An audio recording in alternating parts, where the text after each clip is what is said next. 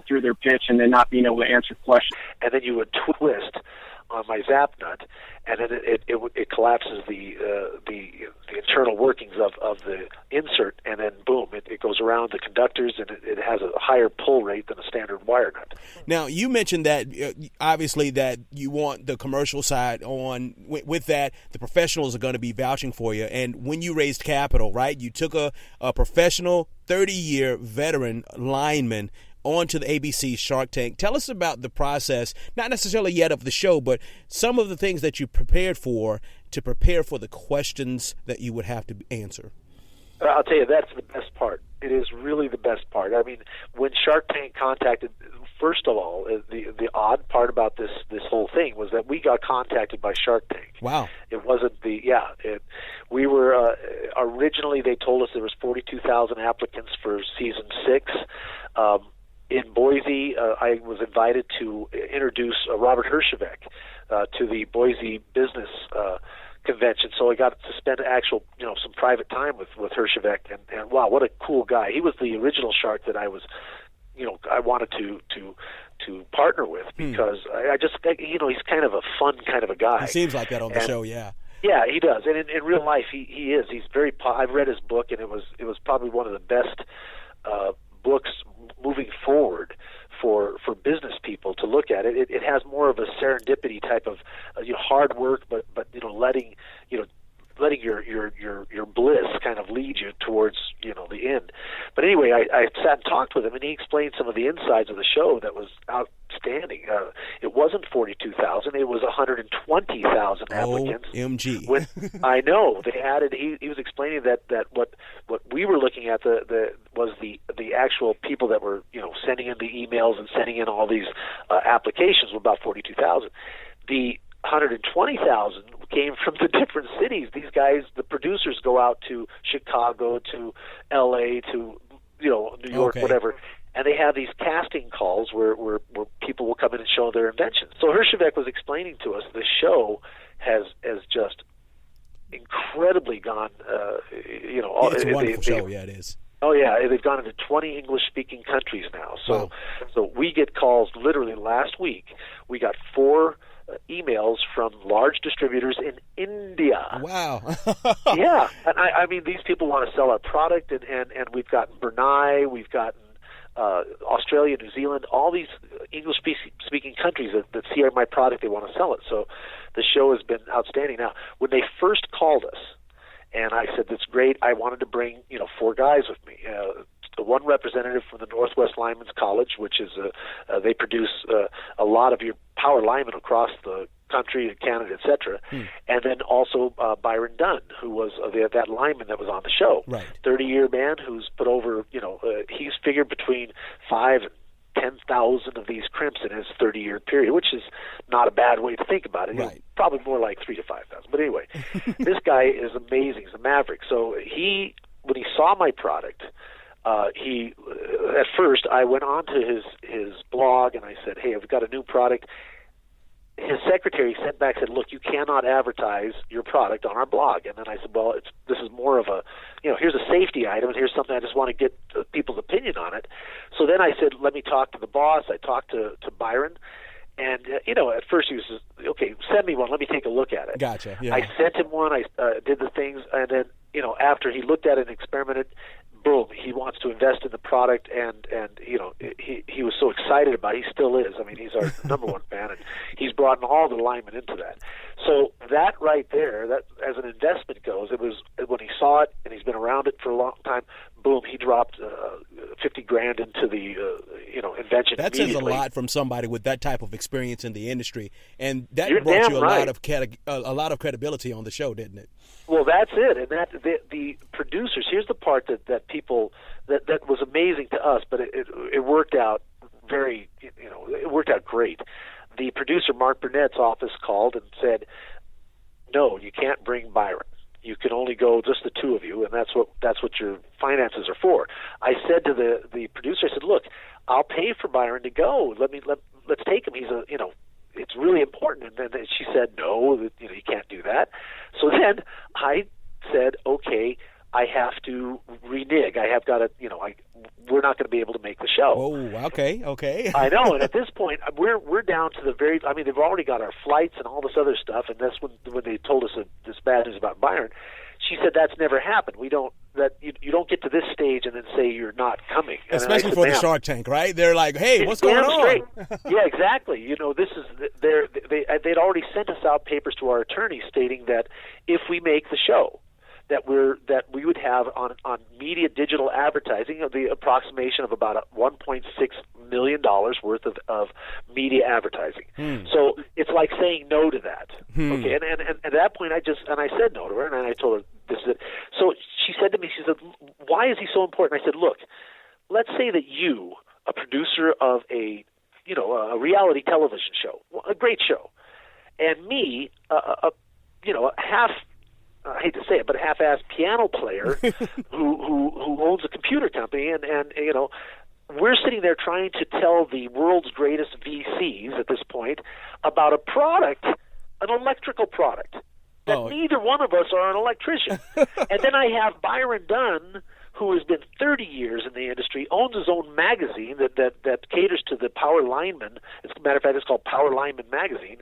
And this guy, the minute he saw it and started working with it, invest money in it. Who do you want? If you and I were trying to sell this invention, ma'am, to these people, wouldn't you want this guy to be on the show? Right. And then she said to me, okay, he's on, just like that. That's pretty cool. Yeah, and then looking back at it, I mean, I've got, when we first hit, first 48 hours, we had 72,000 emails that came in. We had 8.2 million people watch the show, according to the stats. And we were in the April season, so it's while, it kind of builds up as it goes along, So anyway, after getting all those hits and stuff, it was unanimous that Byron Dunn sold the whole thing. Wow. I mean, as far as I was concerned, when we were sitting there, and I really like the Sharks. I like all of them. Mr. Wonderful's a little bit weird, but Barbara Cochran, she's sitting there, and she looked at us and she said, "Byron, I give you an A+."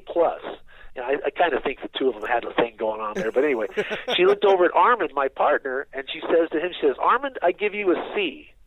And Armand just kind of said, "What?" And then she looked at me, and she says, "Mark?" And she shook her head. And I said, "Well, come on, give me something, So it was an amazing thing. And the way it worked out with Byron there, he was able to answer technically any question these guys would have. That helped out a huge bit, didn't it? That helped out. Yes, it did, because we were out there for almost 2 hours. Wait a minute. It wasn't just the few minutes that I saw you guys on the segment? Yeah. Yeah, well, I'm 2 glad hours. you had him with you. And it was kind of grueling, especially for me, because they're trying to figure out our backgrounds, and the same thing I said to the producer. I don't have a background in electronics. I mean, wow. Just the way it goes.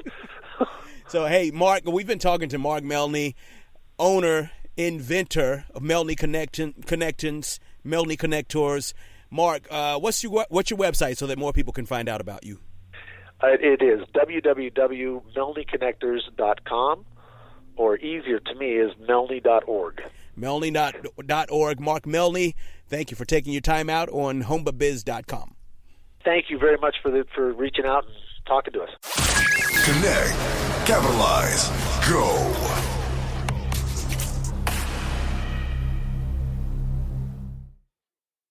Hi, I'm Eugene Rowe, host of the podcast For Business.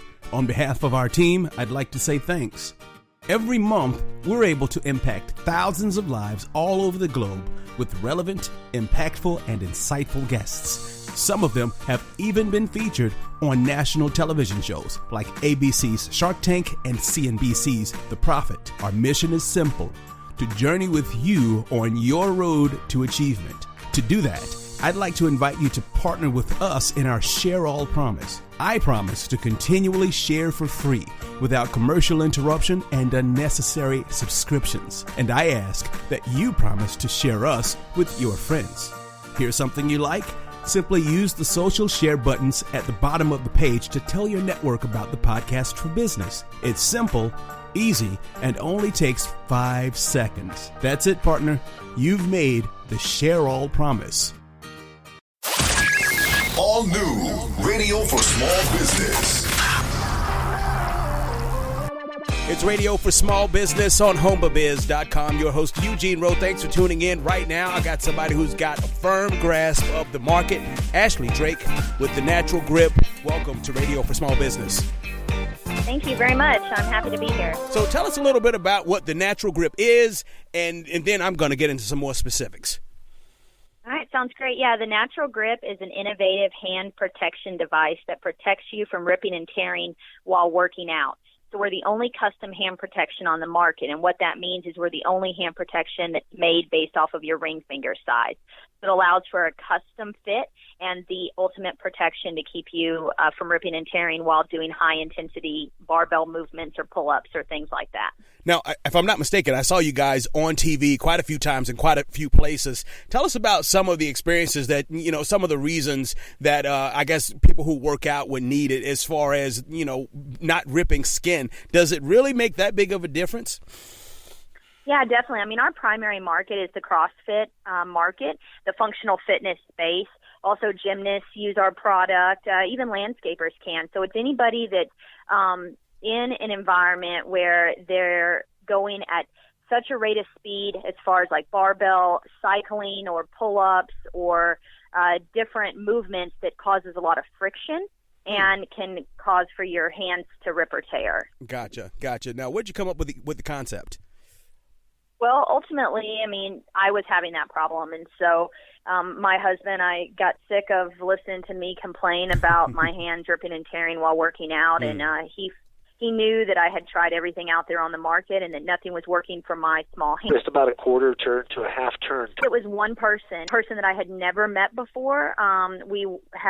We were starting to work out at the gym, and it was 100 pull-ups for time, and she was in from out of town, and she got emotionally distraught about the workout, and I had never met her before, and I asked her if she was okay, and she said, yeah, I'm just worried I'm going to rip and tear my hands. And I said, oh, try these things my husband made. And after the workout, she came sprinting towards me, and I didn't know if she was mad at me or happy with me. I didn't really know what was going on, and she said that she wanted to know where I got them, how could she get more of them, she wanted to pay me for them, and it was just that authenticness of how she had the same exact problem I was having, but I had solved it for her. And it was just a life-changing moment for her where it was just on her face that she couldn't have been more thankful. Wow. And when you have one of those kind of interactions with somebody, I mean, it definitely, stuck in my head for the rest of the day, and all I could think about was, okay, how can I tell my husband about this where he can see how important it was to her, because he wasn't there to witness it happen. And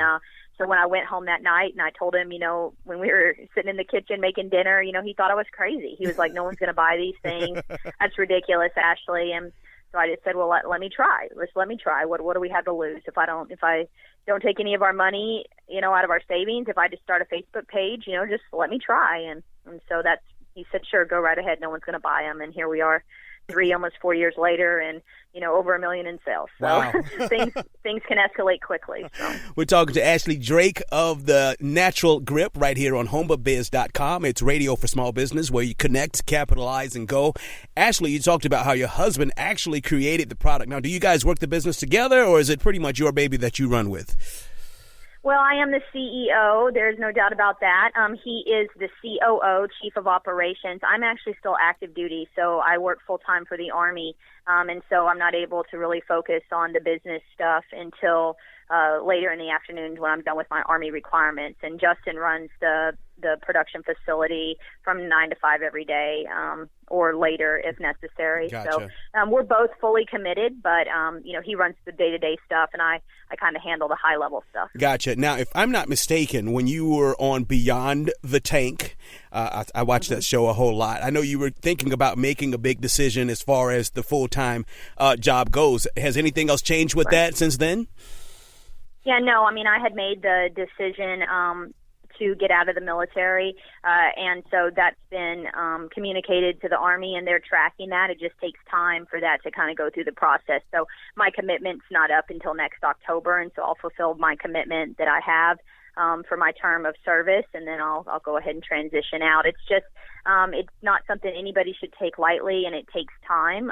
So that's why there was a topic then, but still hasn't, been executed yet. Absolutely. We're talking to Ashley Drake of The Natural Grip, homeofbiz.com. Connect, capitalize, go. Ashley, you mentioned something about, wanting to quit the full-time job, and your job is actually more important than probably most of all others out there. A member of the United States Army. We thank you for your service.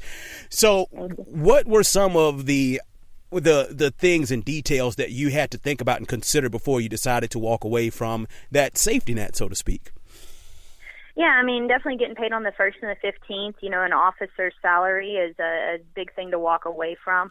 Ultimately the business does play a role in it, but in addition to that, we have a daughter, she's 5 years old, and so becoming a mom and continuing in the service is a difficult decision point kind of for any female soldier, enlisted or on the officer side. So I tell everybody, the company has played a role in the decision, but ultimately I want to be there for our daughter, and I'm very thankful for the military career that I've had, and I know that I could go very far in the military, but I also take my responsibility of being a mother very seriously, and your priorities change as you get older and things change in your life. So Ellie is more important than my Army career, and therefore Wow. Mm-hmm. I need to focus on that. I don't think anyone will fault you for making that decision. Definitely a member of the armed forces. Even, my father and both of my brothers have served in different branches of the military. So definitely thank you for your service with that. We're talking with Ashley Drake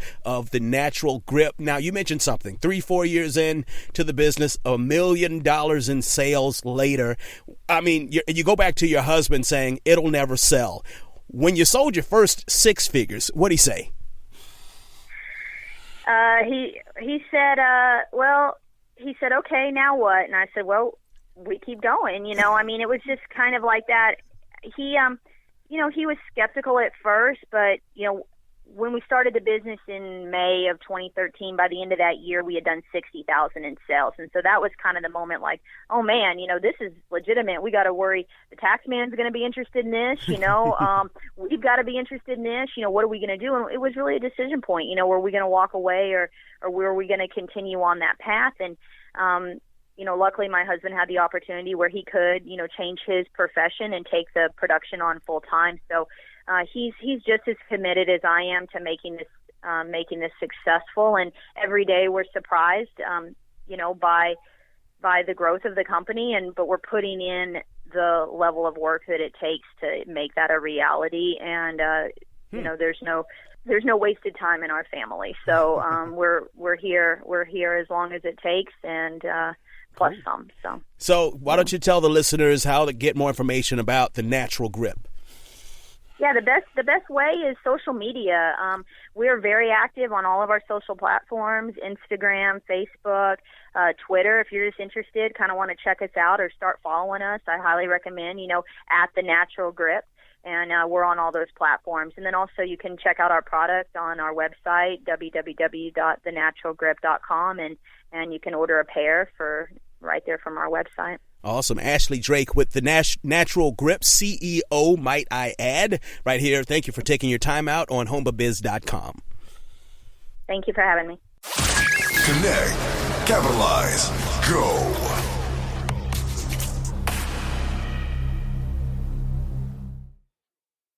Hi, I'm Eugene Rowe, host of the podcast For Business. On behalf of our team, I'd like to say thanks. Every month, we're able to impact thousands of lives all over the globe with relevant, impactful, and insightful guests. Some of them have even been featured on national television shows like ABC's Shark Tank and CNBC's The Profit. Our mission is simple: to journey with you on your road to achievement. To do that, I'd like to invite you to partner with us in our Share All promise. I promise to continually share for free without commercial interruption and unnecessary subscriptions. And I ask that you promise to share us with your friends. Here's something you like? Simply use the social share buttons at the bottom of the page to tell your network about the podcast For Business. It's simple, easy, and only takes 5 seconds. That's it, partner. You've made the Share All promise. All new radio for small business. It's Radio for Small Business on HomeBiz.com. Your host, Eugene Rowe. Thanks for tuning in. Right now, I got somebody who's got a firm grasp of the market. Ashley Drake with The Natural Grip. Welcome to Radio for Small Business. Thank you very much. I'm happy to be here. So tell us a little bit about what The Natural Grip is, and then I'm going to get into some more specifics. All right, sounds great. Yeah, the Natural Grip is an innovative hand protection device that protects you from ripping and tearing while working out. So we're the only custom hand protection on the market, and what that means is we're the only hand protection that's made based off of your ring finger size. It allows for a custom fit and the ultimate protection to keep you from ripping and tearing while doing high-intensity barbell movements or pull-ups or things like that. Now, if I'm not mistaken, I saw you guys on TV quite a few times in quite a few places. Tell us about some of the experiences that, some of the reasons that I guess people who work out would need it as far as, not ripping skin. Does it really make that big of a difference? Yeah, definitely. I mean, our primary market is the CrossFit market, the functional fitness space. Also, gymnasts use our product. Even landscapers can. So it's anybody that's in an environment where they're going at such a rate of speed as far as like barbell cycling or pull-ups or different movements that causes a lot of friction and can cause for your hands to rip or tear. Gotcha. Now, where'd you come up with the concept? Well, ultimately, I mean, I was having that problem. And so my husband, I got sick of listening to me complain about my hands ripping and tearing while working out. And he knew that I had tried everything out there on the market and that nothing was working for my small hands. And so he said that he thought he could make something to solve my problem. And he did just that. And some other people saw it at the gym and went crazy about it and wanted to buy it. And so that's when that magical light bulb moment, happened. And I thought, well, hey, maybe we have something here. Really, it's wonderful to hear entrepreneurs and business owners talk about them having something that they're using and everyone else gets excited about it. Was it 5, 10, 15, 20 people who said, hey, this is pretty cool, you got to give it to me before you decided that it might be a business opportunity, or was it more than that? Honestly, it was one person. It was one person that I had never met before. We were starting to work out at the gym, and it was 100 pull-ups for time, and she was in from out of town, and she got emotionally distraught about the workout, and I had never met her before, and I asked her if she was okay, and she said, yeah, I'm just worried I'm going to rip and tear my hands. And I said, oh, try these things my husband made. And after the workout, she came sprinting towards me, and I didn't know if she was mad at me or happy with me. I didn't really know what was going on, and she said that wanted to know where I got them, how could she get more of them, she wanted to pay me for them, and it was just that authenticness of how she had the same exact problem I was having, but I had solved it for her. And it was just a life-changing moment for her where it was just on her face that she couldn't have been more thankful. Wow. And when you have one of those kind of interactions with somebody, I mean, it definitely, stuck in my head for the rest of the day, and all I could think about was, okay, how can I tell my husband about this where he can see how important it was to her, because he wasn't there to witness it happen. And so when I went home that night and I told him, when we were sitting in the kitchen making dinner, he thought I was crazy. He was like, no one's going to buy these things. That's ridiculous, Ashley. And so I just said, well, let me try. Let me try. What do we have to lose if I don't take any of our money, out of our savings? If I just start a Facebook page, just let me try. And so he said, sure, go right ahead. No one's going to buy them. And here we are almost 4 years later, and over $1 million in sales. So wow. things can escalate quickly. So. We're talking to Ashley Drake of The Natural Grip right here on HomeBiz.com. It's radio for small business where you connect, capitalize, and go. Ashley, you talked about how your husband actually created the product. Now, do you guys work the business together, or is it pretty much your baby that you run with? Well, I am the CEO. There's no doubt about that. He is the COO, Chief of Operations. I'm actually still active duty, so I work full-time for the Army, and so I'm not able to really focus on the business stuff until later in the afternoon when I'm done with my Army requirements. And Justin runs the production facility from 9 to 5 every day, or later if necessary. Gotcha. So we're both fully committed, but he runs the day-to-day stuff, and I kind of handle the high-level stuff. Gotcha. Now, if I'm not mistaken, when you were on Beyond the Tank, I watched that show a whole lot. I know you were thinking about making a big decision as far as the full-time job goes. Has anything else changed with that since then?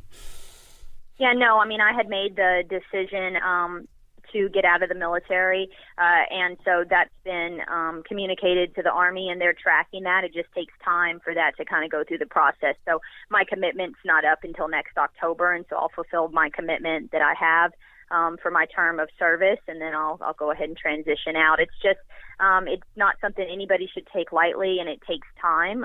So that's why there was a topic then, but still hasn't, been executed yet. Absolutely. We're talking to Ashley Drake of The Natural Grip. HomeABiz.com, connect, capitalize, go. Ashley, you mentioned something about, wanting to quit the full-time job, and your job is actually more important than probably most of all others out there. A member of the United States Army. We thank you for your service. So what were some of the things and details that you had to think about and consider before you decided to walk away from that safety net, so to speak? Yeah, I mean, definitely getting paid on the 1st and the 15th, an officer's salary is a big thing to walk away from. I mean, ultimately the business does play a role in it, but in addition to that, we have a daughter. She's 5 years old, and so becoming a mom and continuing in the service is a difficult decision point kind of for any female soldier, enlisted or on the officer's side. So I tell everybody, the company has played a role in the decision, but ultimately I want to be there for our daughter, and I'm very thankful for the military career that I've had, and I know that I could go very far in the military, but I also take my responsibility of being a mother very seriously, and your priorities change as you get older and things change in your life. So Ellie is more important than my Army career, and therefore Wow. Mm-hmm. I need to focus on that. I don't think anyone will fault you for making that decision. Definitely a member of the armed forces. Even, my father and both of my brothers have served in different branches of the military. So definitely thank you for your service with that. We're talking with Ashley Drake of The Natural Grip. Now, you mentioned something. 3-4 years in to the business, $1 million in sales later. I mean, you go back to your husband saying it'll never sell. When you sold your first 6 figures, what'd he say? He said, he said, okay, now what? And I said, well, we keep going, I mean, it was just kind of like that. He, he was skeptical at first, but, when we started the business in May of 2013, by the end of that year, we had done $60,000 in sales. And so that was kind of the moment like, oh man, this is legitimate. We got to worry. The tax man's going to be interested in this, we've got to be interested in this, what are we going to do? And it was really a decision point, were we going to walk away or were we going to continue on that path? And, luckily my husband had the opportunity where he could, change his profession and take the production on full time. So, he's just as committed as I am to making this successful, and every day we're surprised, by the growth of the company, but we're putting in the level of work that it takes to make that a reality, and there's no wasted time in our family. So we're here as long as it takes, and plus some. So why don't you tell the listeners how to get more information about The Natural Grip? Yeah, the best way is social media. We're very active on all of our social platforms, Instagram, Facebook, Twitter. If you're just interested, kind of want to check us out or start following us, I highly recommend, at The Natural Grip. And we're on all those platforms. And then also you can check out our product on our website, www.thenaturalgrip.com, and you can order a pair for right there from our website. Awesome. Ashley Drake with The Natural Grip, CEO, might I add, right here. Thank you for taking your time out on HomeABiz.com. Thank you for having me. Connect, capitalize, go.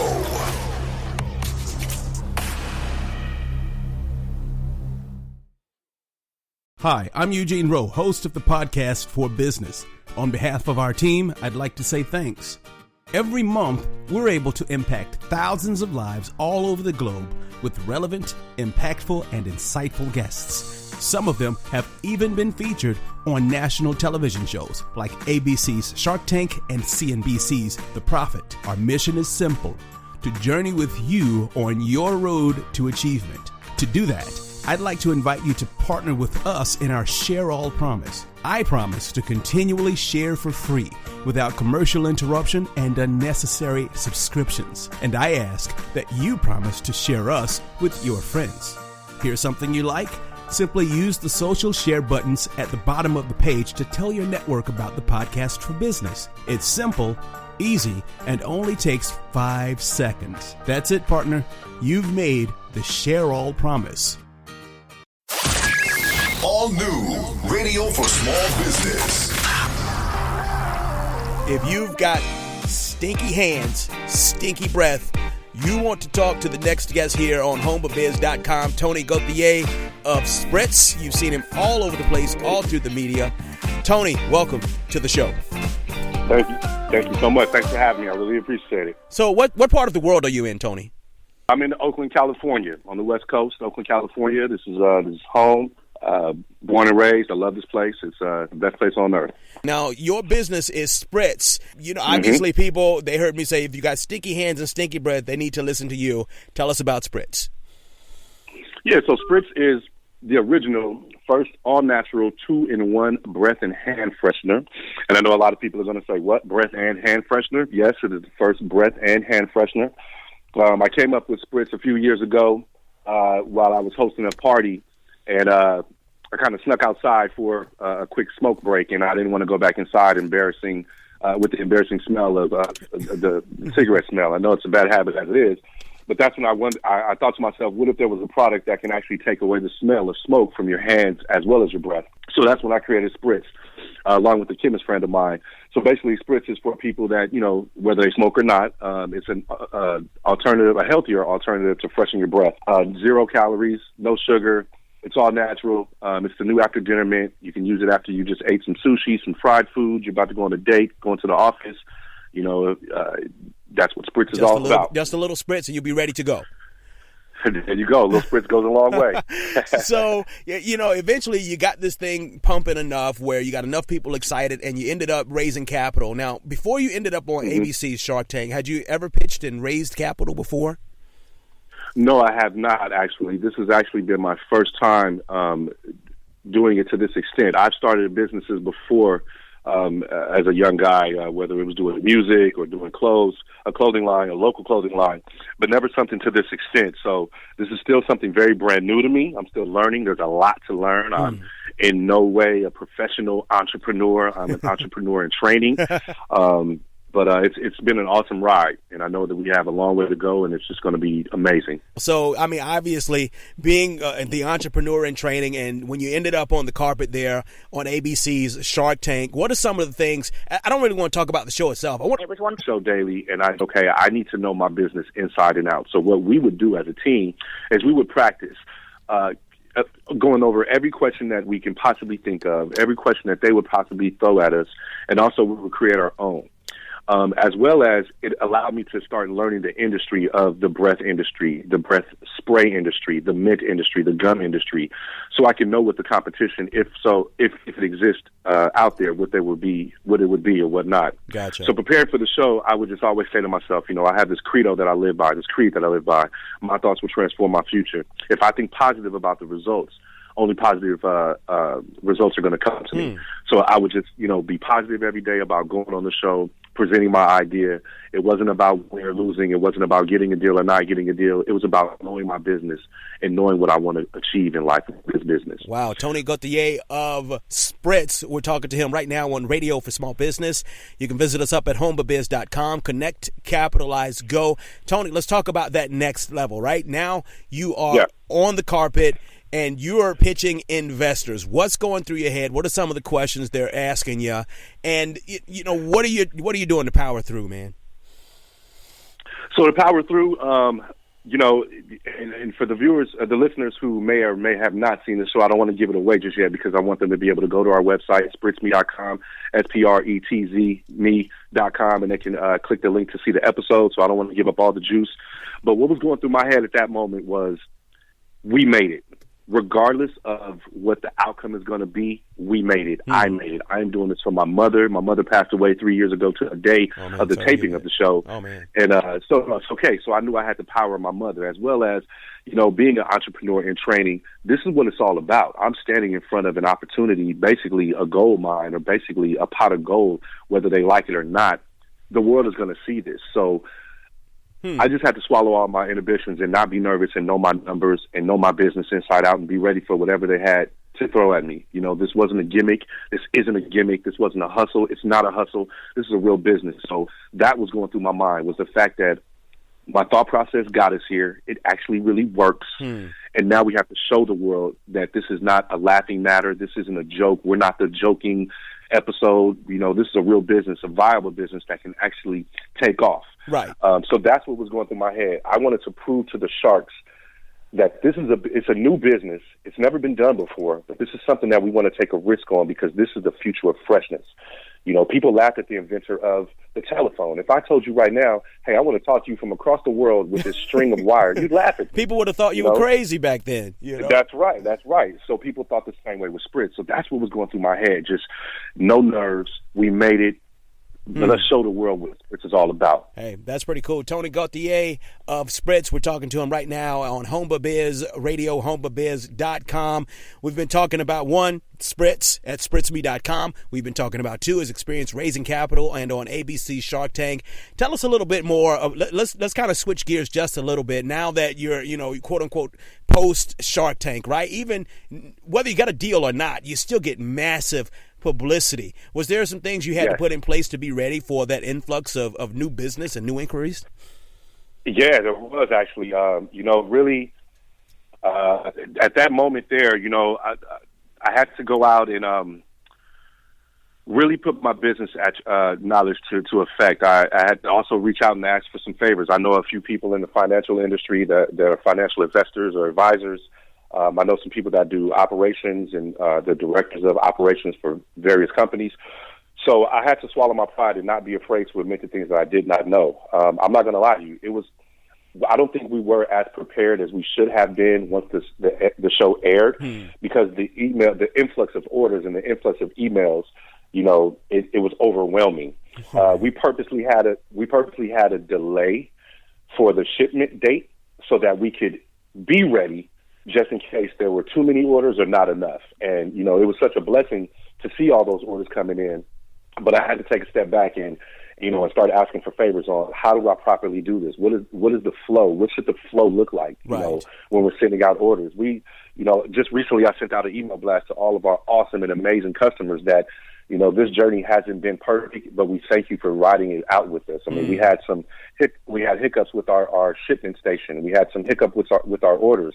I had to refund some people. I had to send out double duplicates because these are lessons that I just didn't know. I had no idea how to properly send out orders through a mail channel when we had all those, the night of the show airing. So, it was just, it was definitely, that night was a lesson learned, and it's been a lesson learned. And, that's what life is all about. You learn from your mistakes. You try not to make them again. But I'm guessing you probably got the equivalent of a college degree in just that short time after the show, just with all that information. Oh yeah, I should be a professor now. My mother used to always say experience is the greatest teacher, and boy, that was a great lesson and a great teacher. I mean, being on the show, going through this process, this actually has been one of the greatest lessons I've learned in life. I mean, being a parent is also awesome. Being a friend, a brother, a husband is great. But learning this School of Hard Knocks business is amazing, because that's what it's all about. Everything's not going to be perfect. Everything's not going to be sweet. And you have to be okay with that. I won't lie. I was emotional and hurt when I would see emails of people saying, hey, I didn't get my order today. Can you give me a refund? Or, hey, that hurts. It took 10 having to days get money back, right? Yeah. It does, but one of my key values with my company, with Spritz, is customers first. I mean, we believe in amazing customer service. I email everyone back that sends me an email, sends me a Facebook post, a tweet, an Instagram. Anytime something comes into the Spritz Me website, I email them back personally. I don't care if it's a good email, a bad email, if it's an insult, if it's a congratulations. I email everyone back because I believe in the power of customer service. Well, Tony Gauthier, owner of Spritz, I definitely thank you for taking your time out. Sounds like you're a very wise man. And why don't you tell the listeners a little bit more about how to get a hold of you, maybe your website, information, things like that. Yeah, definitely. And again, I want to thank you for having me on the show. I really do appreciate it. This is a part of the journey that I'm so thankful for. All the listeners can check us out on spritzme.com. That's SPRETZ, M as in Mary, E as in elephant, spritzme.com. They can go to our Facebook and follow us, just at Spritzme. Our Twitter handle is at Spritzme, as well as the Instagram is at Spritzme. Even if you just Google Spritzme, it'll pop up. You'll see some YouTube reviews. We were just featured in Forbes.com as one of the top 25 best gifts for Father's Day. So there's a lot of information out there. You know, again, if you email us, I'll email you back most likely, or maybe one of my interns. But if you have stinky breath, if you have stinky hands, you know, this is a unique product, but it's all natural. There's 0 calories, no sugar. It's an amazing, amazing product. Even if you do or don't smoke, it's the right product for you. Spritz is the future of fresh, and we are so happy to be a part of your show. Awesome. Thanks, Tony. Thanks for taking your time out here on HomeBaBiz.com. Thank you. You have a good one. Connect, capitalize, go.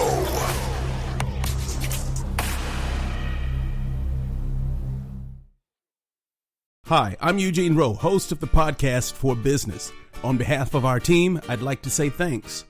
Every month, we're able to impact thousands of lives all over the globe with relevant, impactful, and insightful guests. Some of them have even been featured on national television shows like ABC's Shark Tank and CNBC's The Profit. Our mission is simple: to journey with you on your road to achievement. To do that, I'd like to invite you to partner with us in our Share All promise. I promise to continually share for free without commercial interruption and unnecessary subscriptions. And I ask that you promise to share us with your friends. Here's something you like? Simply use the social share buttons at the bottom of the page to tell your network about the podcast For Business. It's simple, easy, and only takes 5 seconds. That's it, partner. You've made the Share All promise. Put your mouth where your money is. Radio for small business with HomeBaBiz.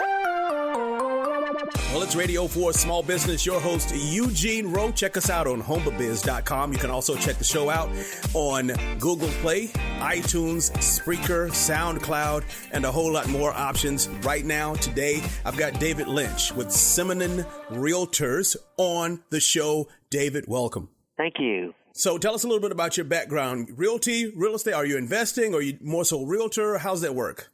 I'm a commercial realtor. I've been in the business about 30 years. I got my MBA in 85 and started out with Humana in corporate acquisition and development, picking out their sites around the Southeast U.S. when they were a hospital company. Wow. Then went on to NTS. It's a regional commercial group here that leases office buildings. They had about 21 office buildings. Okay. Did some leasing for them, and then I got into general commercial brokerage and have followed that path. So tell me a little bit, what part of the country are you in, David? Midwest. Okay. Which, Louisville is a big area for industrial because it's about 6 hours to Chicago, to Atlanta, to St. Louis, 4.5, to the East Coast, probably about 7 or 8. So it's a good central location. We got a couple of new bridges going in downtown that's going to allow quicker access north-south, and we have several interstates here that go north, south, east, west. I actually like Louisville because I could be in downtown and in the next 5 minutes I'm in Indiana, and I thought that was pretty cool. That is. Just by crossing You're the bridge. in the country in a hurry. Awesome. So now we're talking to David Lynch with Simonon Realty in Louisville, Kentucky. Am I pronouncing it right, David? Louisville? That is correct. Awesome. You got it. I could tell you talked to someone here before. Oh, yeah, I've been corrected before. You say Louisville in Louisville, and people look at you funny. Right. That's right. Where are you from? So now you're commercial realty. Most of the people that we talk to, they're either residential or in many cases they're investors. Tell us about the commercial industry that makes it different from, say, for instance, residential. Some of the things that make commercial a little different is the time. It takes a much longer time to make from the actual listing to the sale to the closing. You can have some that could go as much as 2 or 3 years, depending upon the complication of it. So timing is a big issue. Then where you advertise is different methods to get the word out on the internet. We use about 20 platforms that we push our information out to. Okay. We have a state site, national site, and then these about 20 platforms we pass the information out to. So advertising is different. I like what you said about the advertising, because I'm guessing with its commercial, do you guys ever try to focus, say, for instance, if a building's empty or a commercial real estate property is empty, do you maybe try to help companies who want to move into town, incentivize them to move into your places? Yes, we do. That would be mostly leasing a lot of times. We do all kinds of leasing for large and small properties. And that's a little bit different game. You play that game with a letter of intent usually to say, it's kind of like, this is what I'd like to do, and then you negotiate that back and forth before you get to the lease. I got you. So that is the leasing side of it. Huh. So tell us about, I know you mentioned how you got started, but what was the mindset that brought you into the commercial industry? And before you say that, we're talking to David Lynch with Simonin Realty, Commercial Realty in Louisville, Kentucky. Tell us a little bit about the mindset that took you into commercial versus where it seems like many other people like to go into homeowners and private property. Well, growing up, I was a runner in high school and college, so that required a lot of doing on your own and some on teams. And from that background, I came into real estate. My brother-in-law sells farms in Tennessee and has done that for 30, 40 years. And I thought I'd get into residential, which I started in. And then I kind of expanded into commercial because it was a little more challenging. It takes a little more time, a little more effort, a little more knowledge. And you run into a lot of the big thing that's the difference between residential and commercial is zoning. You can only put certain kinds of businesses in certain locations of property based on the zoning. So, you can't just go out and buy any business you want. It has to fit the zoning method, or you have to get it rezoned. So you have zoning issues, you have environmental. A lot of times on homes you get a home inspection. Well, when you get to commercial, you have a commercial requirement, a lot of times by the lender, which could include environmental inspections. Those take a little bit of time. They're more expensive. And I'm guessing most lenders aren't necessarily trying to rush the process. They want to make sure that their investment's going to be protected, right? Exactly right. So what about, I'm guessing there's also things like flood studies and things like that. What are some other, if I'm going to start a business, say even in Louisville, Kentucky, right? And I want to buy a piece of commercial property. What are the top 3 things I need to consider, even if it's zoning? What are the top 3 things I should consider before I even sign the contract on my new franchise? Well, before you do anything, you really need to get with your lender, banker, whoever is going to help you with the money, and make sure you can get qualified. And that can take sometimes anywhere from a month to 2 or 3 months, even up to 6 months I have seen in the days when we were between 07 and 14. Oh, in the market. A long time because the market requirements for lending changed, and that forced more time involved in that. So the most important thing is to get started with the lender first. And then secondly, you want to find, someone you can work with that has kind of the same kind of mindset that you do. That's very helpful if you all working on the same page of kind of attitude of the process. So you find that, and then you find the different avenues to go and look. Still, a lot of it is on the internet, even though everything is not on the internet, unfortunately, on the commercial side, but a good majority of it is. So you start, your search on the internet and your search with your broker. And then you start working through the process of eliminating properties. So first is financing. Second is getting your broker. And probably the third is to make sure you have someone knowledgeable that you can really talk to about what you really want. What's your goal? What's your objective? And then we talk about how you can get there. So those things come before you really actually go out and look at properties. Well said. I like that. We've been talking to David Lynch right here on the Home of Biz Radio for Small Business show. He's with Simonin Commercial Realty. David, why don't you give the listeners a way to get a hold of you? Well, there's several ways you can get a hold of me. My first is my email, dlynch, DLYNCH, @Simonin.com. That's SEMONIN.com. I also have a website, David Lynch, one word, .Simonin.com. I have plenty of numbers. Probably my cell number is the easiest way, area code 502-417-3888. You can find all that on my website, and I have a $5,000 bill on there. If you click on it, it'll give you a miniature 2.5-minute version of my listing presentation, so you kind of have a little heads up on what I do and how I approach it. Awesome. Thank you so much, Mr. David Lynch with Simonin Commercial Realty right here on homebubiz.com. Make sure as a listener, you touch, share, like, tweet, whatever you do, do it online. We're available everywhere. David, thanks for taking your time out on homebubiz.com. Okay, no problem. Thanks for the call. Connect, capitalize, go.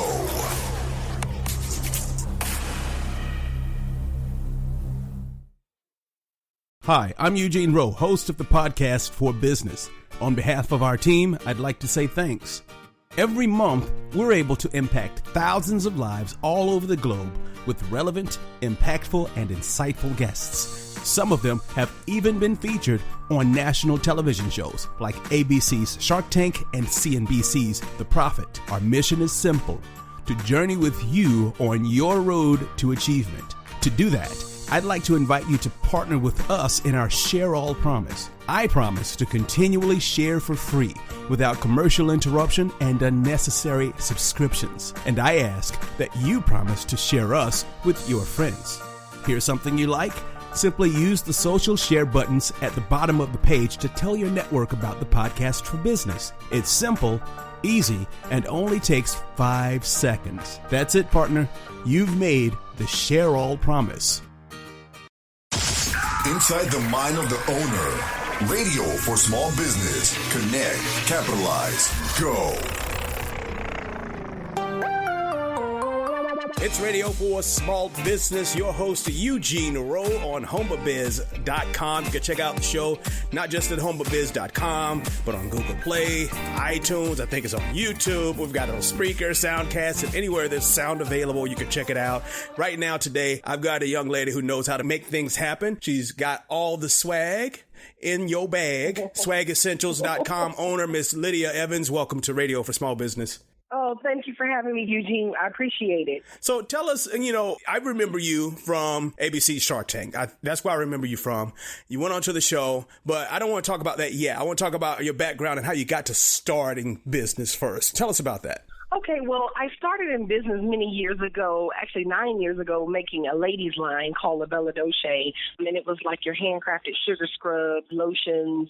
And my focus was for people that had sensitive skin like myself, because I'm a sufferer of eczema. And so I just made a bunch of natural products that were enriched with different oils and tinctures and hydrosols that help people like myself that had eczema. So that was my initial start, was actually solution to my own skincare issues. Gotcha. And as time went along, I became a licensed esthetician, where I really, really studied and learned skincare by the book. So I just mixed the two, and here I am. Wow. And eventually, now you've got a product that Forbes magazine calls the coolest gift for travelers. How was it getting that designation? Oh, that was awesome. As a matter of fact, I found out by accident. That's so funny. A lot of the press we get, I find out by accident because it's like every once in a while I'll Google myself, which when I did it right after Shark Tank, everybody said, don't Google yourself, but I did. And I was like, oh my God, all these people that have gotten the product have wrote up on it. That's amazing. So I didn't find out about it until well after the journalist had wrote about it being the coolest gift for travelers. And she did that around the holiday. And then this past Father's Day, from a completely different journalist at Forbes, she named us the best gift for Father's Day. Wow. It was awesome. Wow, yeah. That's pretty cool. You got so much stuff going on. It's like, okay, Forbes writes you up and you don't even know about it. It's just business as usual, right? Yeah, pretty much. That's pretty awesome. So tell us about, I mean, obviously, when you go onto shows like ABC Shark Tank, you're attempting to raise capital from investors, and in this case, it's the sharks. Tell us about the mindset you had going up to preparing to pitch investors for your business. Okay, well, before I even left Houston, Texas, I told my mother and my father, there's two things I'm not going to do. I'm not going to get an attitude and embarrass my family name on national TV if they turn me down. Good idea. That was the first thing. And the second thing was I'm not going to cry.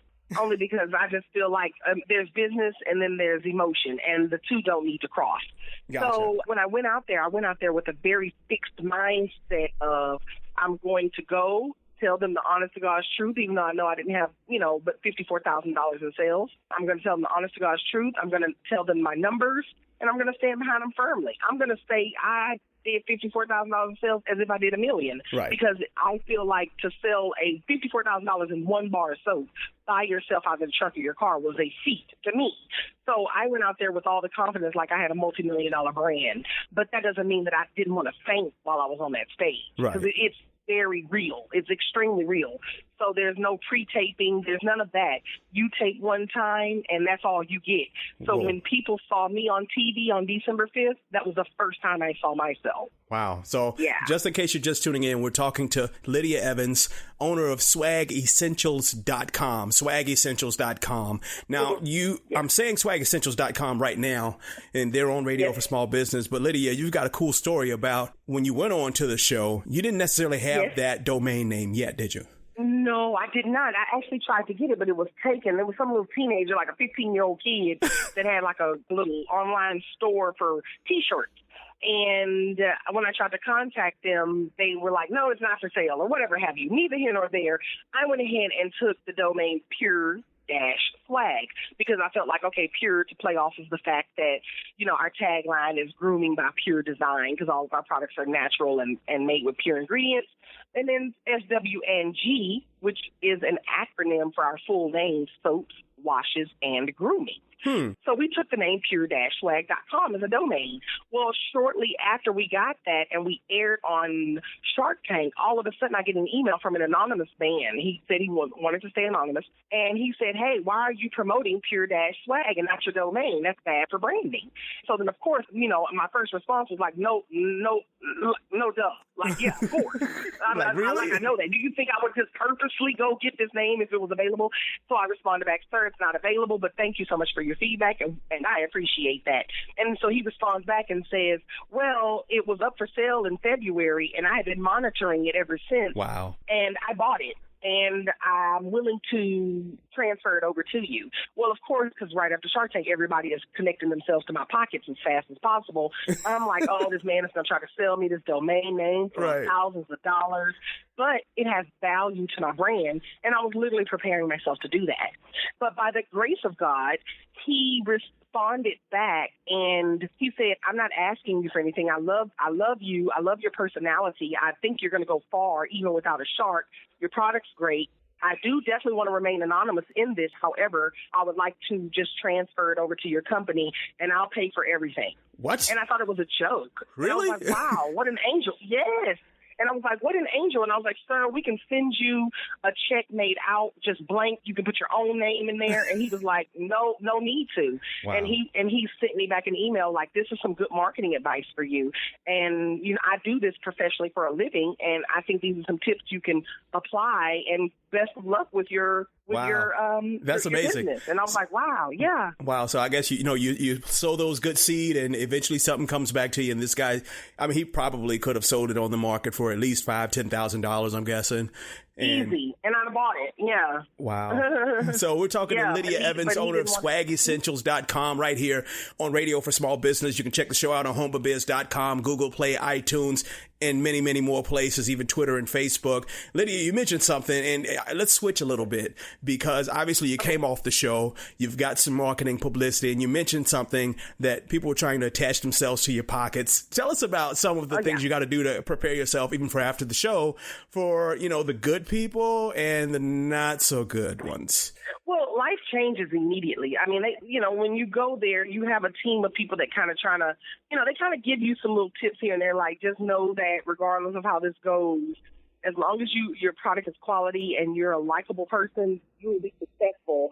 However, without a deal, only a certain percentage of people and a very small percentage are successful because you don't have that capital in advance. And I was one of those people. I did not have the capital in advance because, for one, I didn't get a shark, and for two, I just didn't have enough to sew into my brand to get me out of my apartment. Okay. And so for me, it was a very unique situation because my product is very niche. So after I left there, I got thousands. And when I say thousands, I mean thousands of emails and phone calls from people that said they saw me on the show. They were so motivated by me. They loved the fact that I stood up and I represented my brand and I didn't fold over. I didn't show any sadness. I said, well, thank you, and I'll take that and raise you one. And it was women and men from around the world that had such positive, great feedback.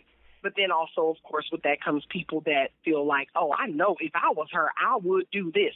If I was her, I'd have done that.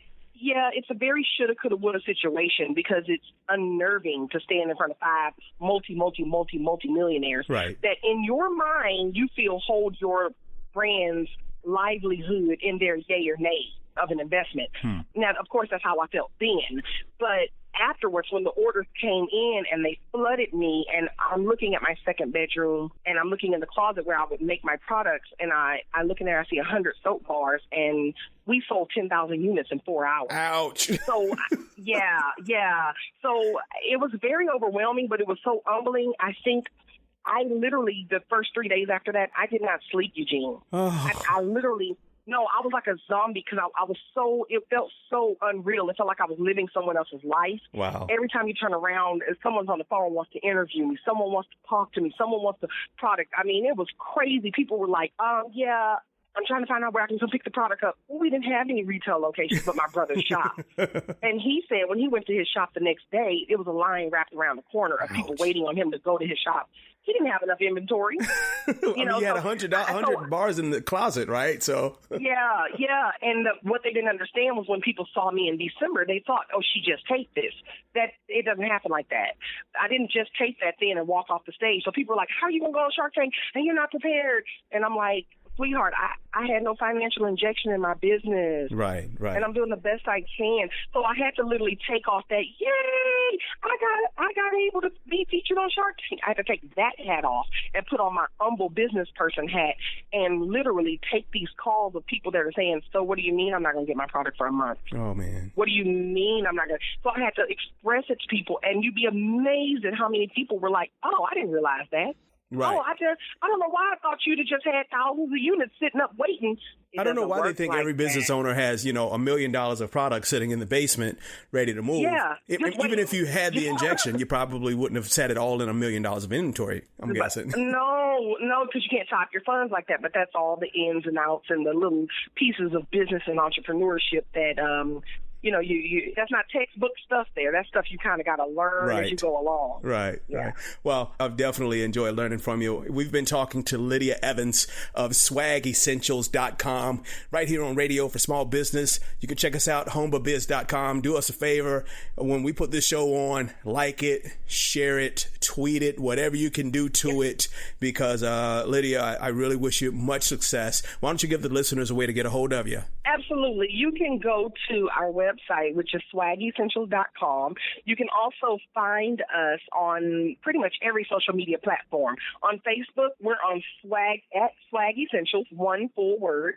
On Twitter, and I also have an Instagram. Everyone loves to connect with me on Instagram, and that is at swag_essentials. And that's the Twitter and the Instagram. And as far as if you want to get in contact with me personally, or you have a question for me, you want to connect with me personally, go to our website, hit up the contact form, put your purpose of contact in there. And if I don't contact you back directly, my customer care manager or my assistant will. Awesome. Lydia Evans, swagessentials.com. Thank you for taking your time out here on homebabiz.com. Thank you, Eugene. Have a great day. Connect. Capitalize. Go.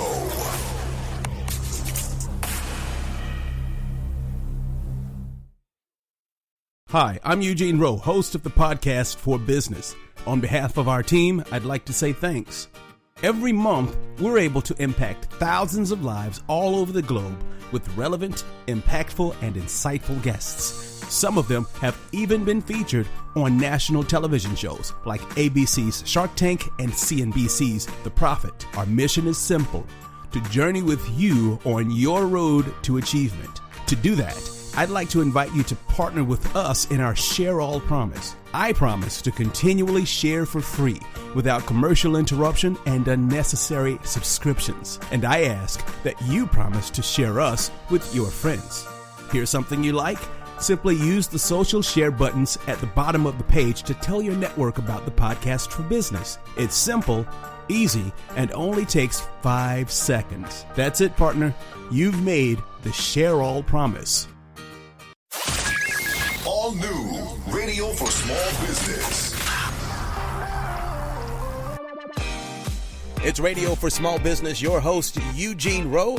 Check us out on hombabiz.com. That's HOMBABAZ.BIZ.com. I better spell it right myself. Nevertheless, if I get it wrong, someone's going to get me organized to get it right. Miss Angela Cody, owner of Major Mom, is on the show. Angela, welcome.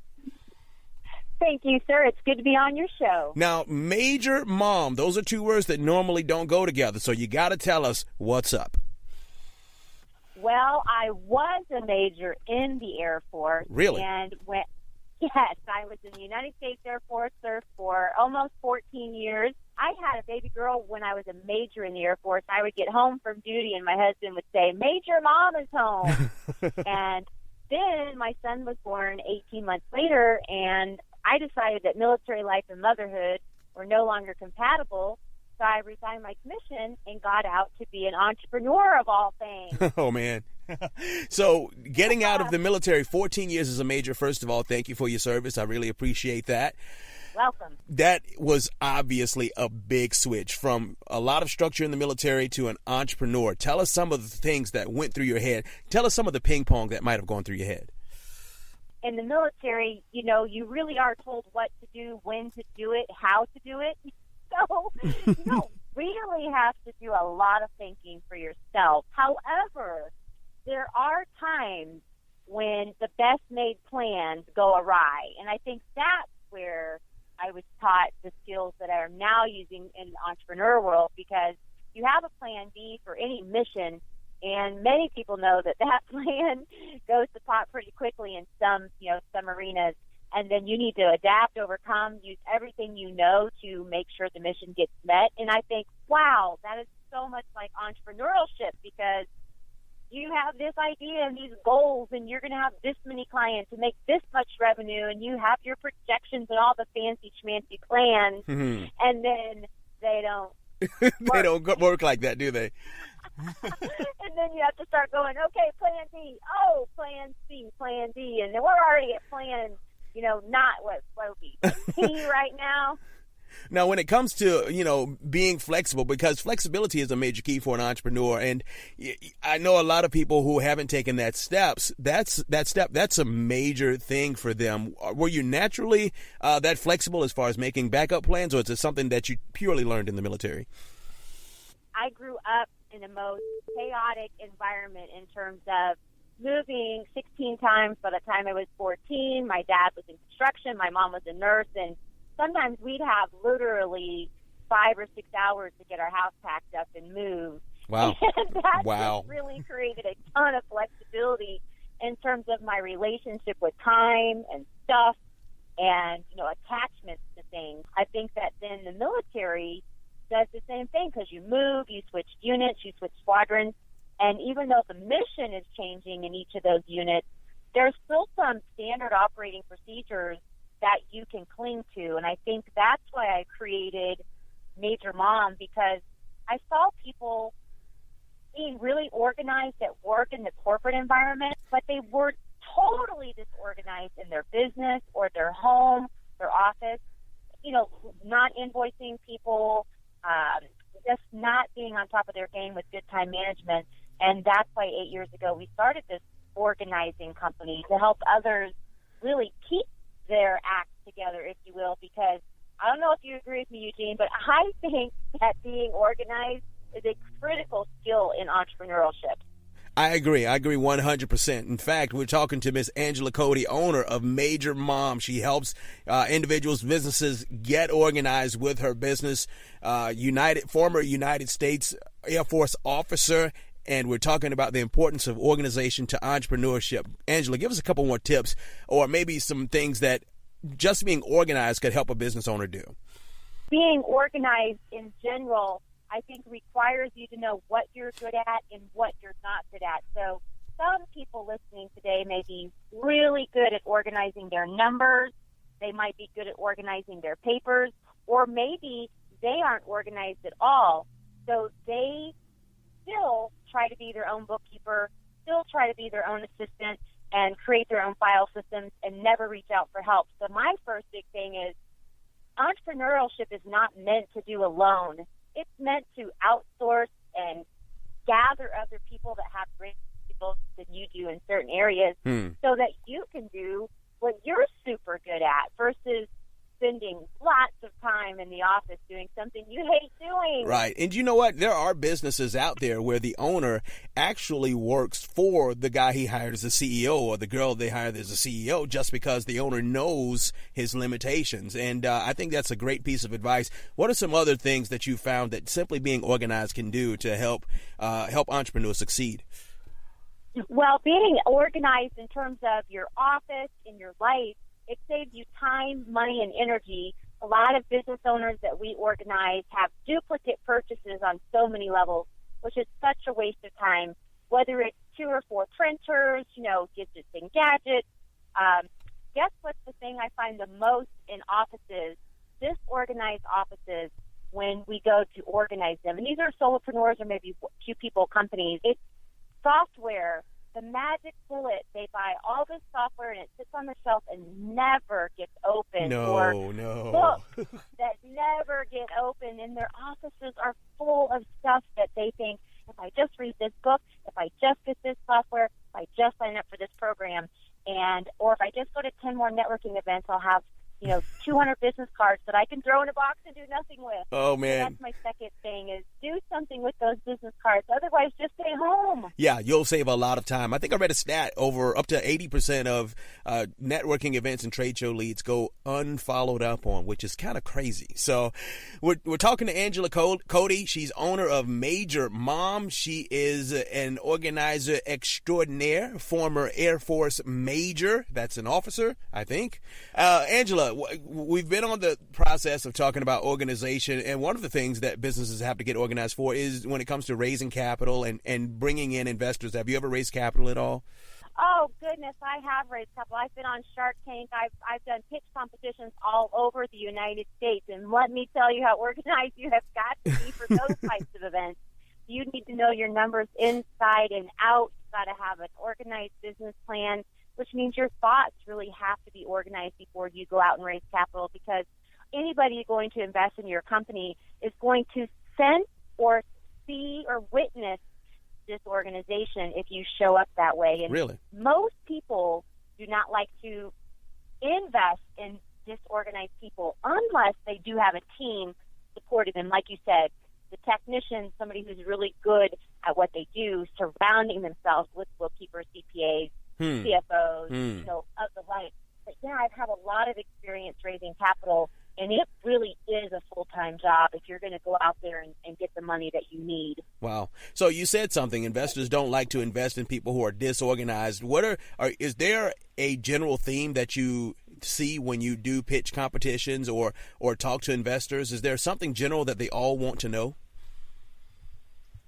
I think the one thing that I see a lot is they want to know the numbers inside and out, but beyond the numbers, because those are all over the board in terms of how good somebody is at what they do in producing those numbers. But what I noticed is the main question that investors seem to get at is, why are you doing this business? Why should we invest in you? And a lot of questions really get to the heart of the entrepreneur and why they're doing what they're doing. Does that make sense? Like they're like, yeah, we can read the numbers and we'll verify those in the bank accounts and we'll verify all that good stuff. But what we can't verify is what's motivating you. what is motivating you? And I have saw so many people give pitches to raise capital, show up disorganized. I can't tell you how many people show up to Shark Tank without all of the things that they need, stuff for their set. Oh, no. It's a disaster to watch. Oh, man. We've been talking to Angela Cody, owner of Major Mom. She's been in multiple pitch contests. She's been on ABC's Shark Tank. Angela, why don't you tell the listeners the website and how they can get a hold of you? Okay, our website is majormom.biz, and they can go straight to the website, click Contact Us.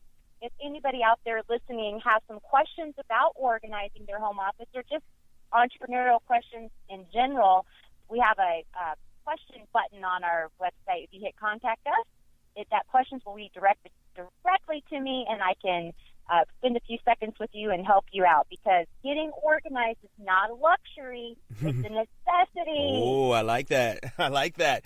Angela Cody, owner of Major Mom, thanks for taking your time out on homebabiz.com. Thank you so much. I hope you have a majorly organized day. Connect, capitalize, go.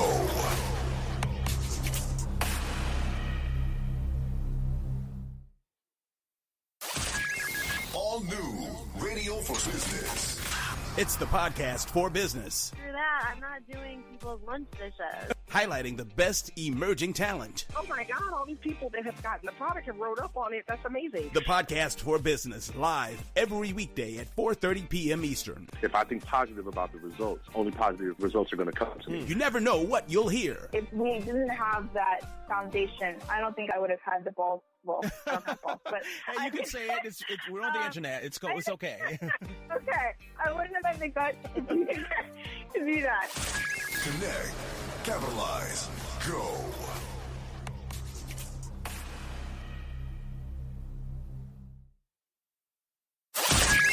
All new Radio for Small Business. Do you remember how it felt, how awesome it felt to receive a real handwritten note in the mail from a friend? Tomer Alpert of Felt is bringing that feeling back. Tomer Alpert, welcome to Radio for Small Business. Thanks for having me. Hey, why don't you tell us what Felt is? I had a chance to visit the website. I think it's really cool. But why don't you tell the listeners a little bit about your business? Sure. So Felt is an iPhone and iPad app that lets you send personal handwritten cards in the mail. You simply select your card, then you get to handwrite your message. You can use your finger or a stylus. And then we print that card on premium paper and mail it for you. We hand apply a stamp and take it to the USPS within 24 hours. So I can already see where this would make my life a lot easier. My wife likes to send cards, after almost everything that we do. Okay. So where'd the idea even come from? Where'd you come up with this thing? So my wife and I, Gracie, went to a dinner party one night. And on the way home, she wanted to send the host a thank you card.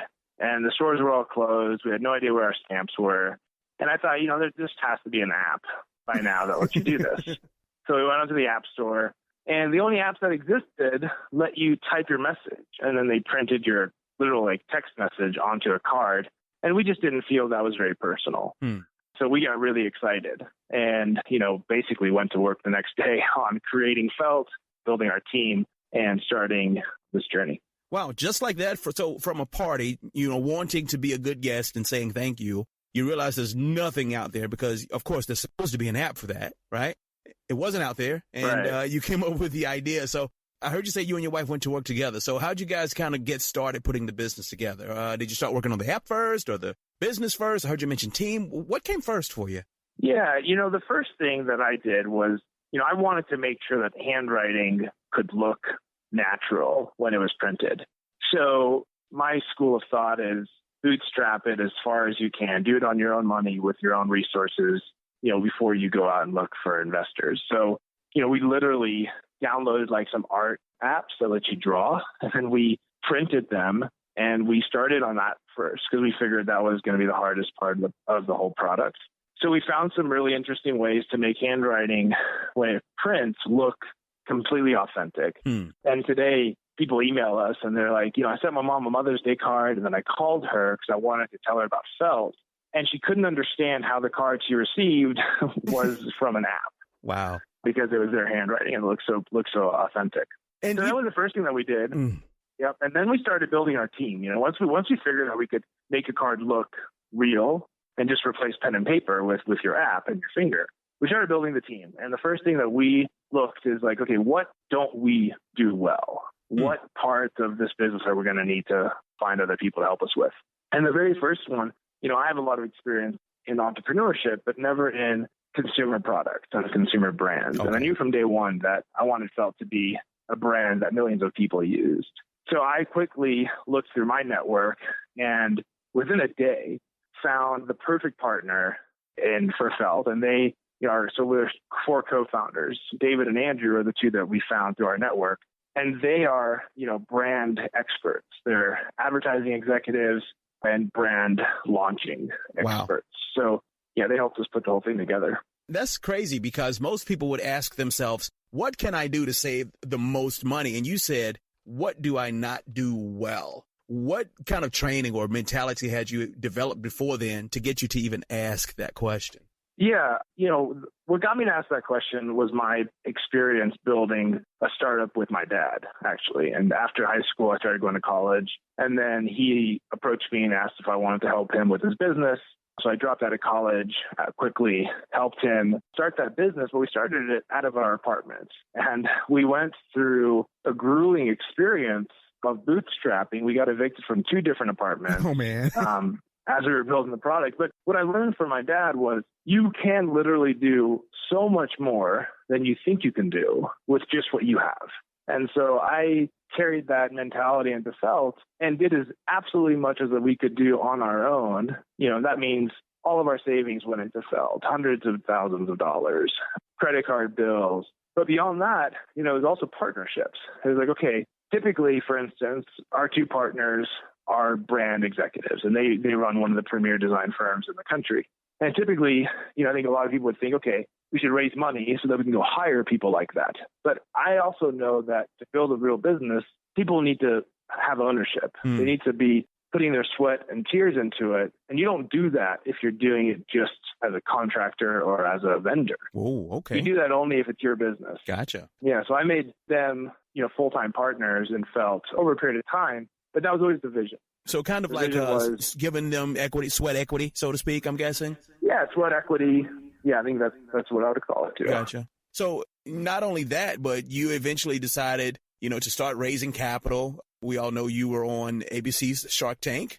A lot of people think that's just a game show. What's different from the viewer's side that's totally different on the side when you're on the carpet pitching for investors? Yeah, I think the notion that it's a game show is not correct.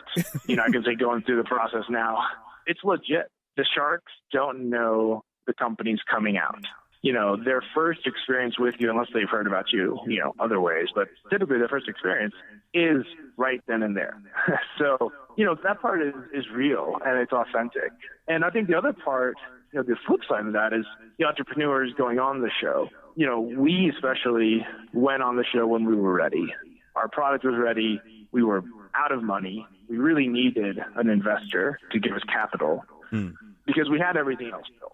The product was ready to go. The team was ready to go. We figured out all the different issues, right, that you figure out along the way. We did all of that on our own dime. And now we were ready to bring on an investor because the investor's risk was dramatically reduced with Felt. Felt wasn't just an idea that had to be built. It was a good idea that had already been built and had already been figured out. We actually rebuilt the product 3 different times. Wow. Because we started when there was a very small iPhone in 2015, and then the bigger iPhones came out, and then the iPad Pro came out, and then Apple built a stylus that lets you handwrite, in a very real way. So it sounds like, and I didn't want to cut you off, but going back to what you just said, it sounds like you spent a lot of time, invested a lot of time in building a system, a business system, so that when you did take it to those sharks, they would take more note of it just because you were not some guy with a piece of paper and a business plan, correct? Yeah, that's right. And also it allowed us to value the company with a lot more affirmations, with a lot more validation and traction, not just an idea that we say is worth X number of dollars. Because when it was just an idea, we didn't know anything. We didn't know if people would even be willing to handwrite something on a screen. So we validated a lot of assumptions that we had been making. And then we could tell our investors, the reason it's valued at X number of millions of dollars is because we've done, these 10 things that reduce the risk dramatically. So let me ask you this, and this is not a normal question, but if you had to value the company confidently without building that networking system before you went on Shark Tank, what do you think you would have had to evaluate at in order to get a shark interested? So we devalued our company when we went on Shark Tank. Wow. When we talked to private investors, it was valued much higher. And, we did that strategically.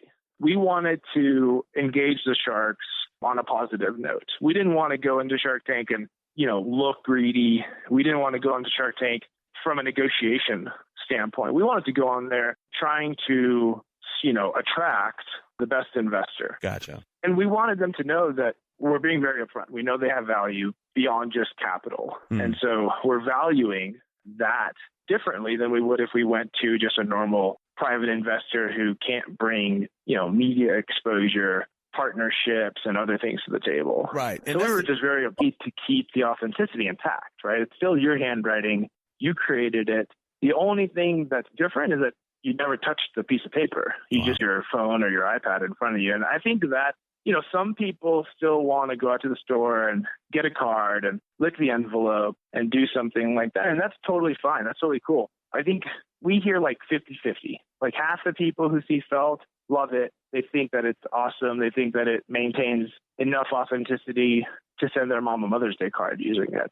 And then the other half of the people are like, no way, Jose. Like if, my mom would shoot me if I didn't go to the store. And I think it's interesting that, our perspective as users is that I wouldn't send cards before Felt.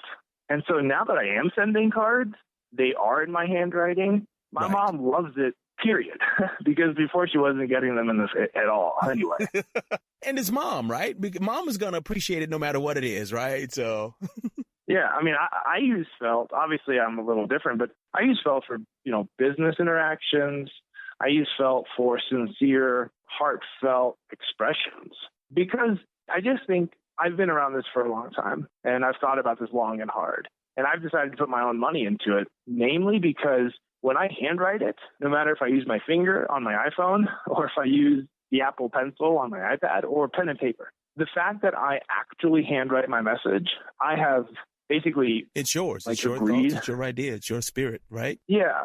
And it's different than typing your message. It really is. And so I've, kind of resolved in myself that this is where the value lies. Wow. And it doesn't matter if you touch the paper or not. What really matters is that you crafted your message in a way that you don't typically do, right? You don't typically handwrite stuff. You don't typically send handwritten notes. So the fact that you did it is what is special. It doesn't matter if you actually went to the store, touched the stamps, did this, did that. What matters is the message is in your handwriting. Exactly. Well said. Tomer Alpert of Felt. Tomer, why don't you tell the listeners how to find out more information and download your app? Sounds great. Yeah, you can just go to the App Store on your iPhone or iPad, search for Felt, and you'll find us. And actually right now we're being featured by Apple. We're the #1 Father's Day app selected by them. So you can just scroll down on the home screen of the App Store and see Felt. Sounds great. Tomer Alpert of Felt. Thanks for taking your time out on Radio for Small Business. Thanks for letting me on. Appreciate it. Connect, capitalize, go.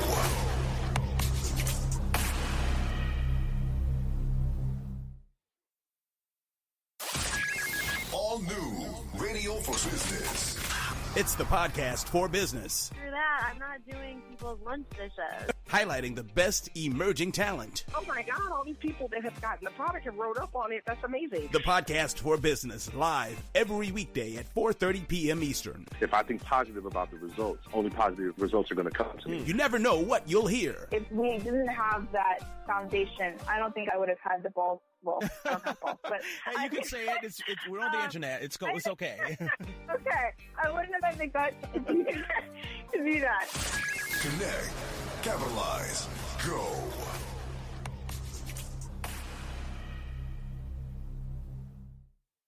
Hi, I'm Eugene Rowe, host of the podcast for business. On behalf of our team, I'd like to say thanks. Every month, we're able to impact thousands of lives all over the globe with relevant, impactful, and insightful guests. Some of them have even been featured on national television shows like ABC's Shark Tank and CNBC's The Prophet. Our mission is simple: to journey with you on your road to achievement. To do that, I'd like to invite you to partner with us in our Share All promise. I promise to continually share for free without commercial interruption and unnecessary subscriptions. And I ask that you promise to share us with your friends. Here's something you like? Simply use the social share buttons at the bottom of the page to tell your network about the Podcast for Business. It's simple, easy, and only takes 5 seconds. That's it, partner. You've made the Share All promise. Inside the mind of the owner. Radio for small business. Connect, capitalize, go. It's Eugene Rowe with Radio for Small Business. Visit homebubiz.com for great interviews, tips, tricks, hints, and everything with real entrepreneurs. Connect, capitalize, and go. Okay, this guest built his business from the ground up. It's built by a passionate and driven brother-sister millennial team in their hometown of Carmel, California. Skylar, Scarlett, welcome to Radio for Small Business. Yeah, Eugene, thank you so much for having me. Now, pleasure to be on your show. Oh, thank you. You're welcome. Glace Cryotherapy, that's your business. You guys just had a big appearance on national television. Why don't you tell us a little bit about that, and then we'll get into some specifics. Yeah, no, so we, my sister and I, we found a new therapy in America, and we dove right into it in our hometown, tiny Carmel, California. Only has a population of 4,000, but we really saw a quick success. And we applied to Shark Tank, I think, when we were 7 months in business, and fortunately for us, we beat out 70,000 other entrepreneurs to appear on season 7, episode 20. Wow. And have just kind of taken off ever since. And it's been quite the journey for us so far. So, Skylar, you already said 3 things I've got to ask about. First of all, you work with your sister. You know, a lot of people have sibling rivalries and things like that. How do you all get along, and how do you make the business run? Yeah, that's a great question. Honestly, we're 6 years apart, and we grew up, we hated each other. So that's a great question to ask. I think the thing is, we're actually the perfect team. I'm kind of the big dreamer who, I think I could open 1,000 locations in a year. And she's more reserved and more the container. And, she makes sure that we're organized and balanced and we don't rush into anything. So we kind of balance each other out, and we have different strengths. I'm really the science guy, and, she's very good with paperwork and being organized and marketing. Gotcha. So we kind of have our different areas that we focus on. You want to have a good entrepreneur team, you need to have both types of people. Someone who is a big dreamer who really, is very optimistic, and then you need to have someone who's more reserved, because the combination will really balance you out in the long term. Right. And I've got to applaud you, because I've done business with family before, and it was weird because I ended up having to fire them, and they weren't as motivated as you two were. I mean, where's the drive come from with your business, Glace Cryotherapy? Yeah, there is so much motivation between us both. When we started it, we were both kind of in a low spot. I had just been dumped by my college sweetheart. She broke my heart. And, man. I was very motivated to, go out there and conquer the world and succeed. And my sister, had just gone through with the job where she had a horrible experience for 3 years. She come home crying from her job. And so she didn't really know what she was going to do with her life. And we kind of came together and found this cryotherapy and said, hey, this therapy is amazing. Can we make it work? So we said, yes, we can. We'll do it in Carmel and, make this thing, which bring cryotherapy to America. So when we started, we were definitely at a low point. But, we both had the motivation to say we want to have better lives. We want to feel something inside of each other and, make this happen. Wow. That's really where the motivation comes from. So even though two big personal, I guess, low points, like you said, you came out with a great idea, obviously, and then you're in business for 7 months and you beat out 70,000 applicants for Shark Tank. What do you think set you all apart from the other 69,993 applicants? Well, first of all, I think we're lucky that we have such an interesting, therapy that we work with. I mean, first of all, when people say, oh, man, you freeze people for 3 minutes, it really catches people's attention. So first of all, cryotherapy is just different. It's a brand new industry here in America. So I don't think they'd ever had seen any audition tapes or anybody go in there and auditioning for cryotherapy. We're probably the first. And then also the fact that we're brother, sister, and people go, how do you work with your sister? How do you work with your brother? And, we're both very, very passionate. And they could see that in our audition video, how passionate we were. And I think we really knocked out of the park with our audition video. It's probably the hardest stage you got to get past when you're playing the Shark Tank. And, we made a good 10-minute video. I kind of popped out of the crowd on like a Jack in the Box. And They told us that the producers just loved the video, and I think that's really what set us apart. So not only are you working with your sister, not only have you been in business 7 months and all of a sudden you get on Shark Tank, but you're also millennials. And, a lot of people say millennials are unmotivated, they're lazy. What do you say to that, knowing that you have a crazily growing business right now? Yeah, I think, millennials are very misunderstood. Most of my friends, they all want to own their own businesses and do their own things. And I think a lot of millennials are striving, to get to the point where they can, try to do something on their own. Because I do think there's that misconception that we're lazy and we don't care. I can tell you right now that millennials are actually very, very passionate. I just know from my friends that they really do. We all kind of want to do our own thing and, have a huge impact. Wow. So I do like the fact that we're millennials and, we've seen quick success.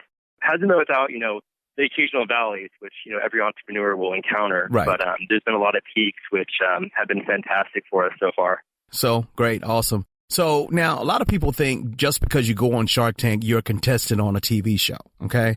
But you're actually pitching a business opportunity, an investment opportunity. Had you guys pitched investors prior to even applying for Shark Tank?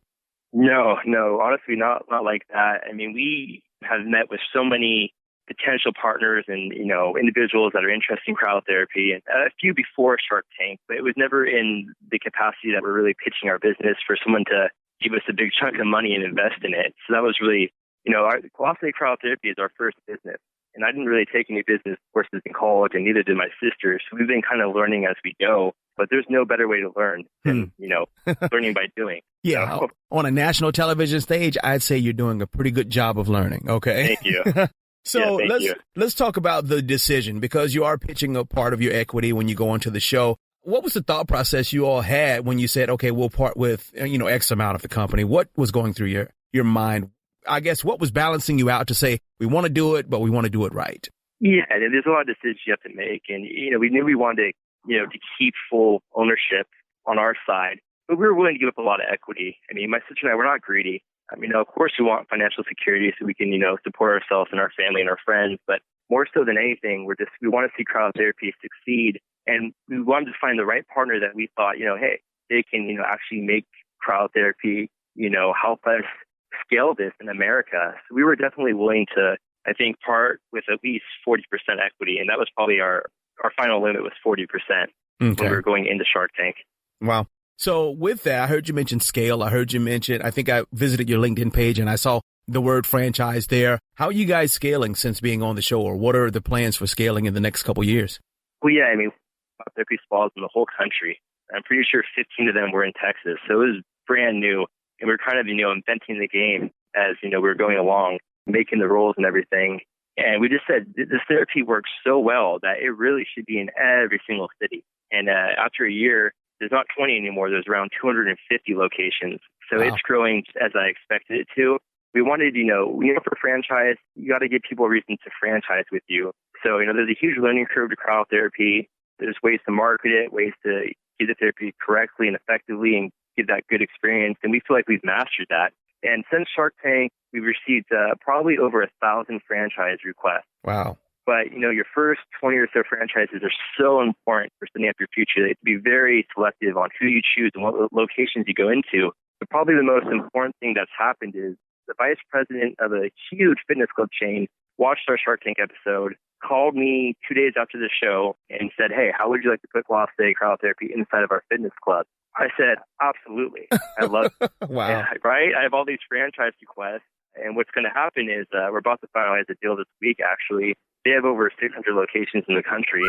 And we can either put our own corporate locations or we can sell our franchise and have people buy into Gameday and open in these fitness clubs. So I think we're going to do probably both. But now we have something a little bit more proprietary to us because we don't make the equipment that we use. But if you want to go into this fitness club, you have to have Gameday over your name. Wow. So it's definitely something that's going to help our brand in the future. Did I just hear you say basically that your brand tripled or quadrupled in locations and is going to do that in one deal? Well, I think it gives us the possibility for it. It's just a huge opportunity. I mean, we're going to do our best to execute and scale it into all 600 locations. But that's going to take some time and, have to be done right. But we have a bunch of franchise requests and want them able to, present this to the franchise requests we've already received. I think a lot of investors are going to jump all over it because it's a huge opportunity to own your own business, get into a new therapy that's really taking off, and it's going to be a great model inside of this fitness club. Well, I tell you, it really sounds like you guys are having some rocketing success. Definitely you and your sister. What's your sister's name? My sister's name is Brittany. Okay, we want to give Brittany some credit too, right? Because she like you said, she keeps you grounded, right? A lot of it. We wouldn't be where we are without her. I mean, if I didn't have her, I probably would have blown this thing all up because I'm so aggressive. But she really, she's amazing at marketing. There's no one better at marketing. And, as far as being organized, there was so much paperwork and phone calls and emails. And she is absolutely amazing at keeping us organized and on track. So without her, there'd be no Gloss Day. Awesome. That's without a doubt. Awesome. Well, just in case you're just tuning in, we've been talking to Skylar Scarlett with Glacé Cryotherapy. Skylar, why don't you tell the listeners how to find out more about Glacé Cryotherapy? Please visit us on our website, www.glacecryotherapy.com. It has a bunch of great information for individuals to check out, and also it has a great webpage on it that will discuss the franchising possibilities with us. And then also, if you're in Carmel, California, my sister and I, we still operate on-site at our Carmel location. If you want to meet us in person, you can definitely come in, and I'm always happy to discuss Shark Tank and entrepreneurial advice to anybody that walks in. While I'm here, which I don't know how much longer that will be, but while I'm here, I'm definitely open to it. Awesome, man. Awesome. Skylar Scarlett. Hey, if you're in Carmel, California, stop by and say hello. Glacé Cryotherapy, thanks for taking your time out on Radio for Small Business. Yeah, thanks, Eugene. Connect, capitalize, go.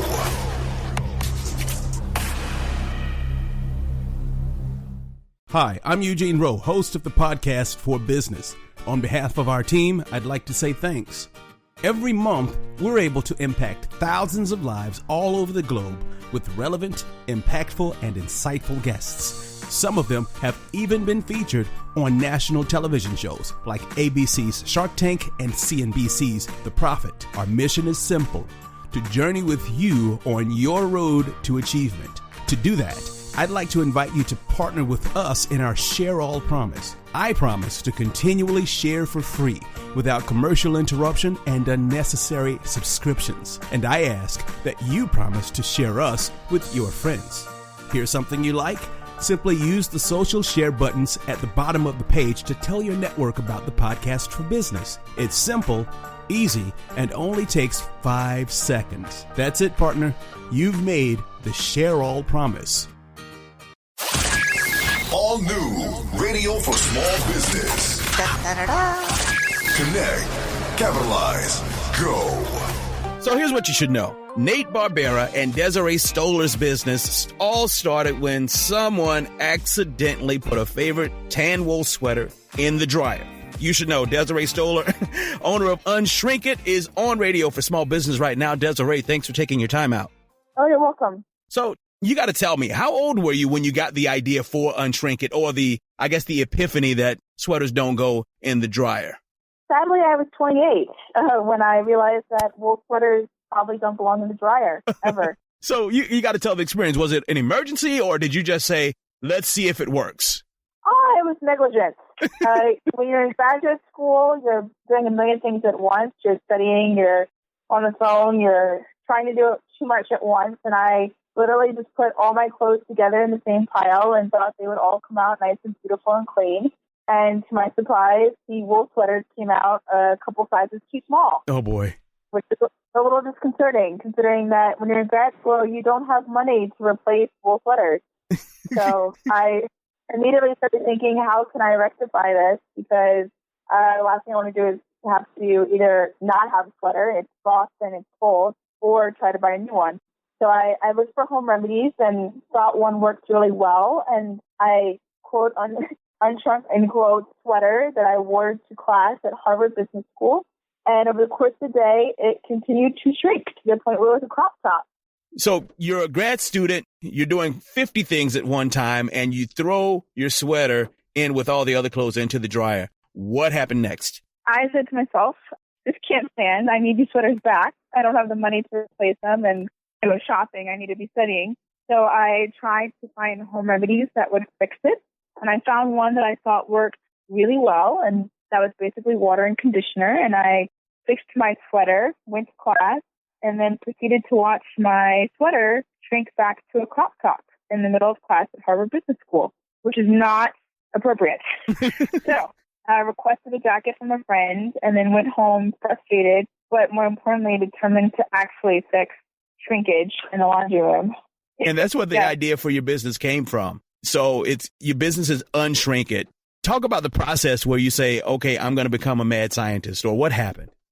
Well, the process was that Harvard Business School had just launched a program where they would give students $5,000 to start a micro business. And I convinced my 5 other classmates that this would be a brilliant idea. Why not? We have the money and time to tinker around for a few months and try to crack the nut on shrunken wool clothing. And thankfully, they agreed with me that it'd be more fun to do than a mobile app or a website. And so we started doing some research on what makes wool shrink. And Nate had a background at Johnson & Johnson during product development and was really comfortable looking at old wool textbooks and researching the science behind things. And he proceeded to make a bunch of suggestions for things that could work. And as a team, we tested them out over a few months. So eventually you get a product and a business that's successful enough for you all to think about raising capital. Can you talk about that process where you decided to say, hey, we're going to bring on some new investors? Well, in many ways, the process was the decision to raise capital did not come for a while. So the $5,000 that Harvard gave us basically lasted us through all the initial R&D as well as the legal protections to file a patent. And it got us through the summer in incorporating the business. It was only in the fall where we realized that the product actually had demand beyond our family members and friends that we first did an informal round of fundraising amongst the founders, because if you're not willing to put a little bit of skin in the game as a co-founder, then, what are you doing? And that got us actually to the first sweater season, so September through May. We used our own funds to do that. It was only once we started to get interest from retailers and from international distributors that we said to ourselves, perhaps we should look for external funding. Now, remind the fact that once we graduate from graduate school, we're going to have loans and bills and families to provide for, and we should probably try to cover a salary. So that was the catalyst to looking for capital, and we looked at it in all the most traditional places with angel investors, with accelerators, with families and friends, and with a couple of VC firms in the DC and Boston area. So I like the way that you were getting interest from retailers and wholesalers and things like that, because that probably made your pitch a lot more appealing. How did, I guess, your experience with pitching venture capital firms and angel investors, how'd that help you when you got onto ABC's Shark Tank? Tremendously. By the time we went on Shark Tank, we had already done close to 50 pitches in front of VCs, angels, professors, friends who were going into private equity and venture capital. And more importantly, we had basically finished up our entire degree. So I literally had a diploma on the wall by the time I was filming at Shark Tank. So we felt as though you had the academic credentials behind you, but also a great deal of practice. Now, Shark Tank is a completely different animal, literally. The pressure of being on national television, the pressure of being in front of billionaires and multimillionaires, the pressure of knowing that you have anywhere from 30 minutes to 2 hours to make an impression about your product or your service, and they're going to judge you either very harshly or at least very critically about what you're doing. So you mean you went on the carpet for only that 12 minutes that they showed on the TV show? Oh no, Nate and I were on that carpet for about 2 hours. So do you at least get a bathroom break or something? I don't know. No. The thought is that they don't want you to be able to go and look at notes or to confer with one another. It's really supposed to be you in the pressure cooker. What do you do in a moment of intensity to really sell your product and to sell yourself?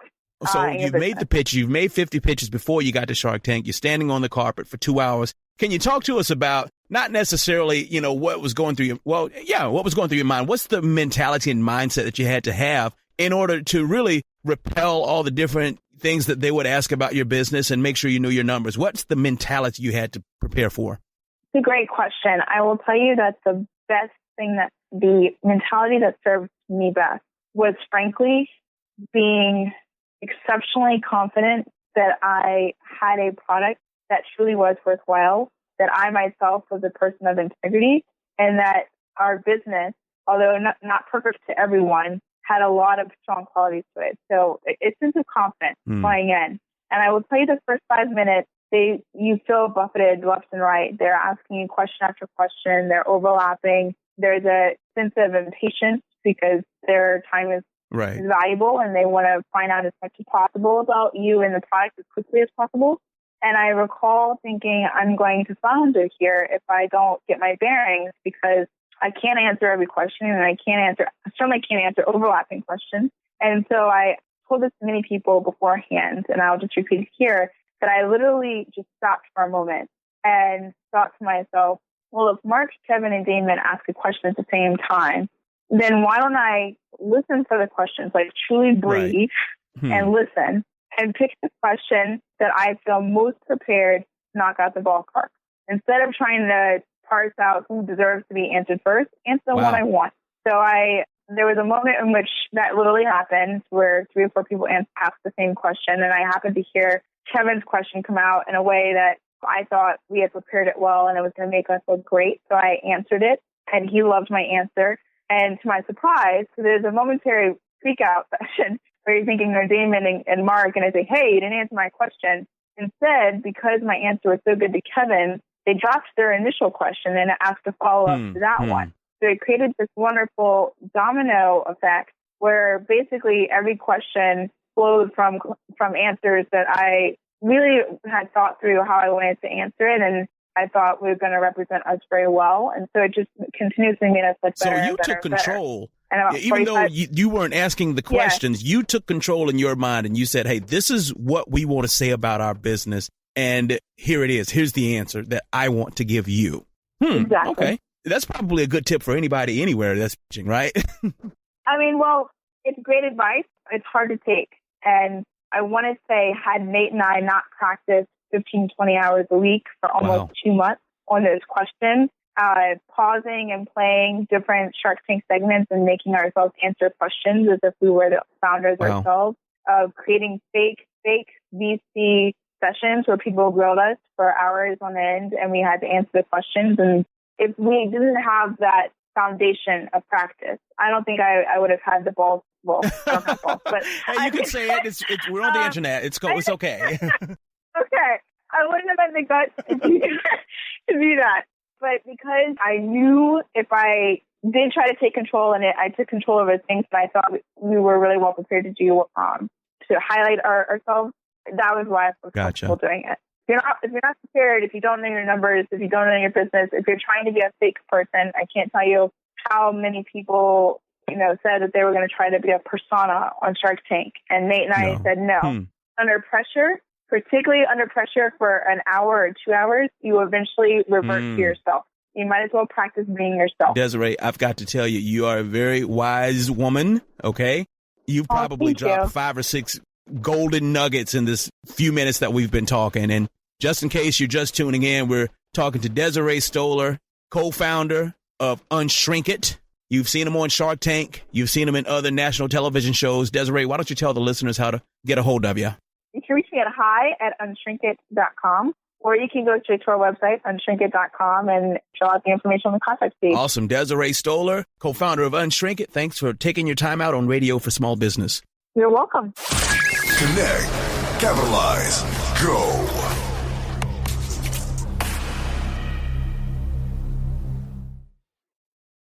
Hi, I'm Eugene Rowe, host of the podcast For Business. On behalf of our team, I'd like to say thanks. Every month, we're able to impact thousands of lives all over the globe with relevant, impactful, and insightful guests. Some of them have even been featured on national television shows like ABC's Shark Tank and CNBC's The Profit. Our mission is simple: to journey with you on your road to achievement. To do that, I'd like to invite you to partner with us in our Share All promise. I promise to continually share for free without commercial interruption and unnecessary subscriptions. And I ask that you promise to share us with your friends. Here's something you like?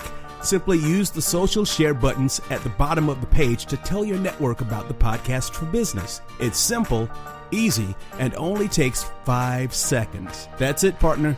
You've made the Share All promise. All new Radio for Small Business.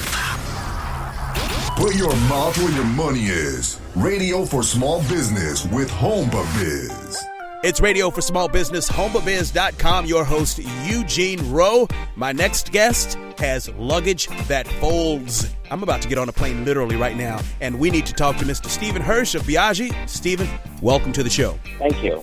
So can you tell us a little bit of luggage that folds? Okay, that's something interesting. Why don't you tell us a little bit about your business and your products? Yeah, so Biagi makes innovative travel products, not only luggage that folds, but other products that make travelers' lives simpler. But our core product, like you mentioned, is foldable luggage because, as you know, luggage takes up a lot of space in your home, and this is an issue that nobody really has dealt with before we came along.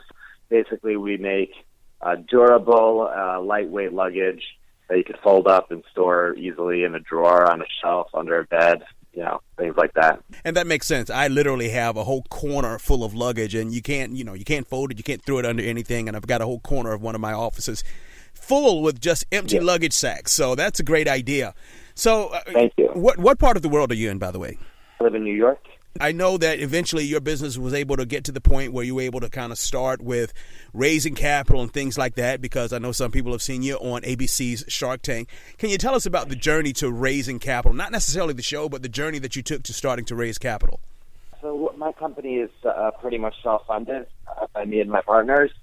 We don't borrow. That's really not our business model. We invest in our own business. We sell inventory. Once in a while, we'll borrow against purchase orders. If we get a big order from somebody, we might use a factor. I don't know if you know what a factor is. I'm assuming you do. Yes, I do, yeah. I guess your listeners don't know what a factor is. Basically, you get an order from a company, like let's say I do business with QVC, for example. They'll write me an order, and in order for me to be able to pay my factory before I get paid by them, I'll borrow against that purchase order.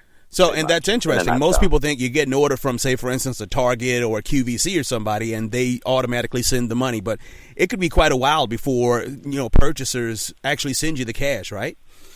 Yeah, it could be 60 days or even as much as 90 days. So when it comes to, I know you said you guys don't borrow necessarily. That's not your business model. There are probably a million people that would call you crazy. Tell us about the mindset or the thought process behind not borrowing against your company's assets. Every business is different, and I wouldn't knock somebody for borrowing money. Most companies do it. I've done it with previous business as well, but ultimately we changed our business model and we operate, a very, very, very lean. We reinvest basically, everything that we make, we reinvest into inventory, and ultimately it catches up, in a positive way. I mean, that's just the way we like to do it. Again, there's so many different business models that you could use. And you're able to sleep better at night, I'm guessing. Exactly. We're talking to Stephen Hirsch, owner of Biagi, on Radio for Small Business. Check it out on HomeBiz.com. Connect, capitalize, go. Stephen, we've already talked about the mindset of raising capital. We've even talked about what factors are when getting orders and things like that. Let's go back into, the raising capital, more of the mindset when you ended up on ABC's Shark Tank. What's going through your head, and what are you trying to get across to the sharks in order to cash that check? My strategy with getting on the show, for getting on the show, not just for getting on the show, for having success on the show and trying to score a deal with one of the sharks, was basically to get a strategic partner. So I mentioned that we don't like to borrow money. The best alternative to that is to have a partner who not only can help you with the money, but can also add more to the business. Instead of just borrowing somebody, it could be somebody that helps you grow, like a bank will lend you money, and then and obviously that helps you for sure if you're going down that route 100%. Every business needs capital in order to operate, but the next level is to really I work with Lori Grenier, so not only does she invest in the company, but she also bought me some of my largest customers. Wow. No bank's going to do that for you. And a lot of people don't think about that, right? So not only did she get a piece of the company, but it's like you said, she's motivated to go get more business for you. I know she's got the QVC stuff. She's got the Bed Bath & Beyond stuff. Can you talk more about the value of being able to have that value add partner when it comes to bringing customers in the door? I mean, first of all, in my case, I happen to have a celebrity partner. That helps me whenever I meet with retailers or other customers that I'm trying to sell to.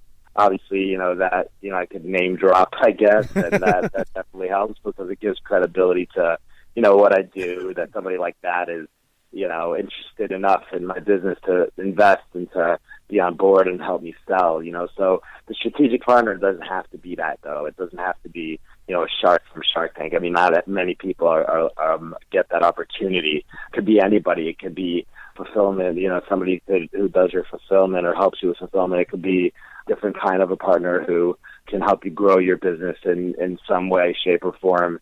And everybody's got to bring something to the table.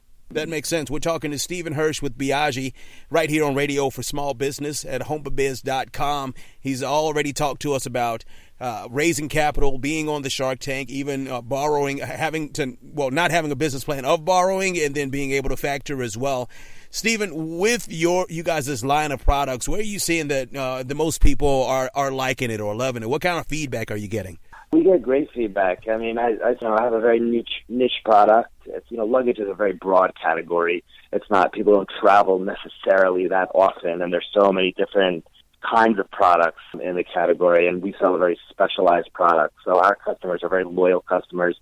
These are people who really do, feel that we solve a problem for them, and we get a lot of repeat business, which is obviously the ultimate feedback and positive feedback that you could get. They're definitely loving it then. Stephen Hirsch, owner of Biagi. Biagi.com. How do you spell that? BIAGGI.com.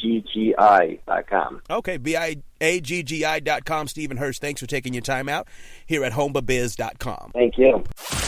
Connect, capitalize, go.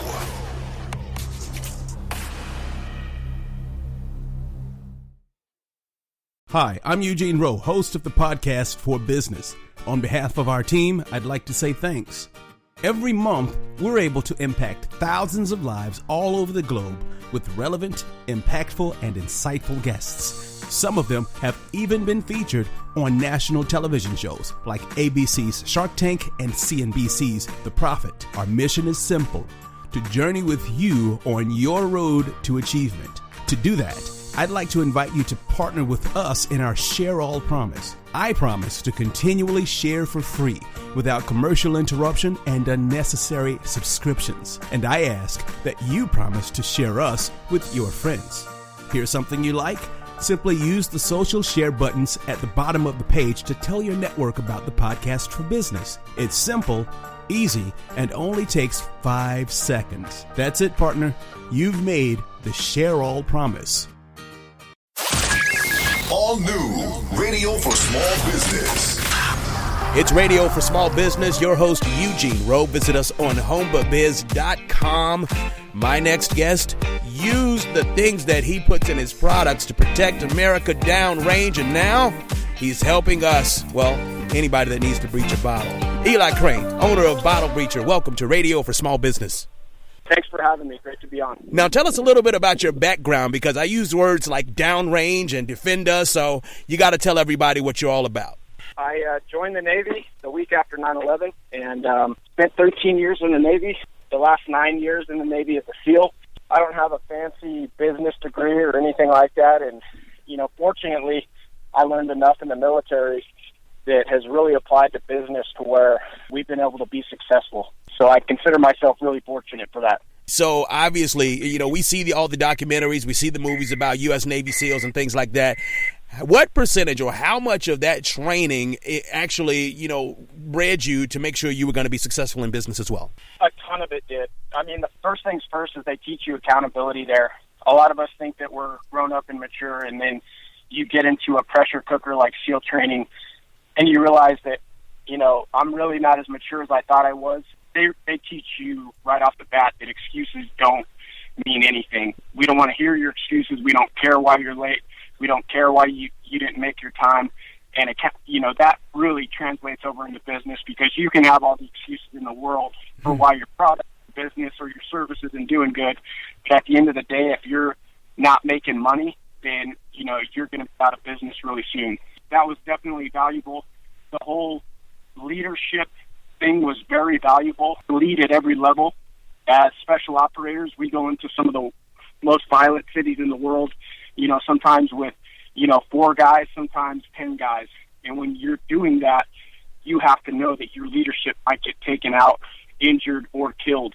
And so you have to know how to lead, step up, and, take care of business. And that's been hugely important in bottle.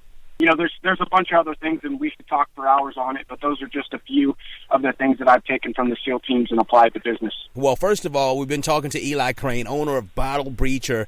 Eli, thanks for your service as a member of the U.S. Navy and the Navy SEAL, so we definitely thank you for that. Of course, here to talk to you today about your business, Bottle Breacher. Now, Bottle Breacher, that itself sounds exciting. Tell us about it. Absolutely. So I started this business out of my one-car garage in San Diego. I was honestly just trying to make something cool. When I realized I was onto something, and then my buddies loved it, we were taking 50 caliber dummy ammunition and turning them into bottle openers. We did not come up with this idea. We just made this idea way better, and we, applied a solid branding to it. Breacher, I wanted the brand to be something that stood out and something that, people could get behind. And, a breacher in the SEAL teams is an operator whose job is to get us into whatever target we're hitting, whether he does it explosively or mechanically. And so, I knew you had to get into that bottle of suds somehow, so why not breach it? So Bottle Breacher got a nice ring to it, and, we've found that people, have really gotten behind our Made in the USA, better known brand. That's right. Now, most of the product is actually made by U.S. veterans and U.S. citizens, right? Yeah, so we have, it's just to be completely upfront, we're not, our business isn't completely operated by veterans. We hire as many as we can. Gotcha. Right now we have 7 working for us. And so, we're pretty proud of that fact. And all of our products are made right here in the USA, and we're extremely proud of that. That's pretty awesome. In fact, I know that went over well when you were on ABC's Shark Tank, right? And you were on there pitching capital. A lot of people think that show is just about a game show, but in essence, you were raising capital for your business.